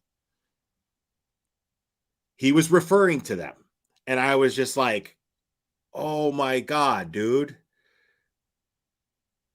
And it kind of changed the way I looked at him. But it was like, all right, well, you know, if I put myself in my coworkers' shoes and how they experienced it and how they took it, well, that's the way to learn from. You know what I mean? Because I've never experienced racism. I've never actually like seen blatant outright racism happen in front of my face. Although I'm aware that it happens, I have not ever experienced it. And it's such a problem that this young kid knew. To him, it was just like, you know, that's the way it is. And I was just like, what the fuck? I felt really naive, you know? I felt really naive. But this is constantly her. This is what Betty does on a constant basis, is speak in a language that you can't hide. Like, you can't hide your accent. Like, her native tongue is racist. Her native tongue is racism. And when she tries to speak advocacy against racism, she can't lose the accent from her native tongue. Does that make sense? I mean, I know it's a very loose analogy, but does that make sense? She just can't seem to drop the language. She can't seem to drop the accent from her native language, which is a fucking bigoted asshole. We heard about this boy that had been missing for 8 years, because I found it very, very odd that he was found so close to his home. When I learned that he was so close to his home, it made me pause and say, something is not right with this case. This does not make sense to me. This man has been missing for 8 years. He should be halfway across the country. He should not be in her backyard. And then we come to find out that the reason why he was so close to the home is because he was living in the home this entire time, secretly. Why? Why? It makes no sense as to why. His mother filled out the report wrong and used the wrong year of birth. Yeah, that's universal language of the service industry. I mean, that should be embedded in your brain if you've ever worked the service industry and been in charge of shifts. Yeah, you want to make sure somebody is set up for success. The next manager on duty is set up for success. The next shift. Also, product, service, image. That's the gospel of the service industry. Product, service, and image. Yeah, and go all day about that bullshit. But I don't miss that shit one fucking bit. That shit is miserable. But anyways, guys, I am gonna wrap this up.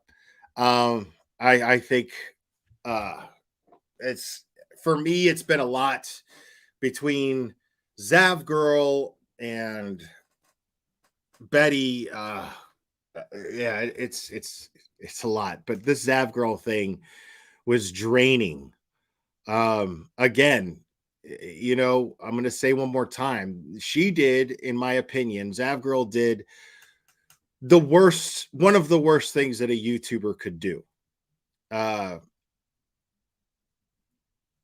mean, this is one of the most disrespectful acts towards a victim or a victim's loved ones that I've ever seen.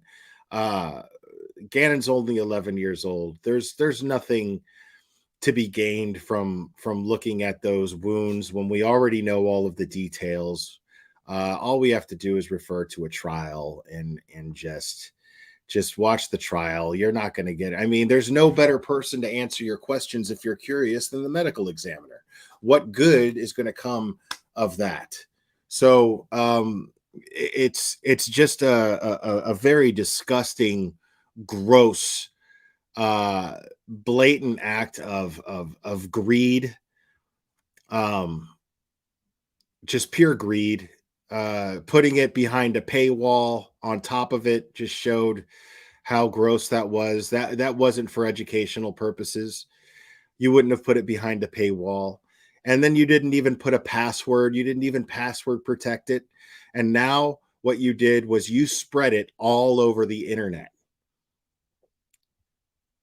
Since you put it in a Dropbox and didn't password protect it, now it's all over the internet, and God knows what kind of person is finding what kind of gratification from those photographs. Thanks to you, Zav Girl. Good job. Anyways, guys, I love you guys very much. Thanks for all your support. Thanks for giving this a like and all that stuff. I really appreciate it. I love you, and we will do this again very soon, my friends.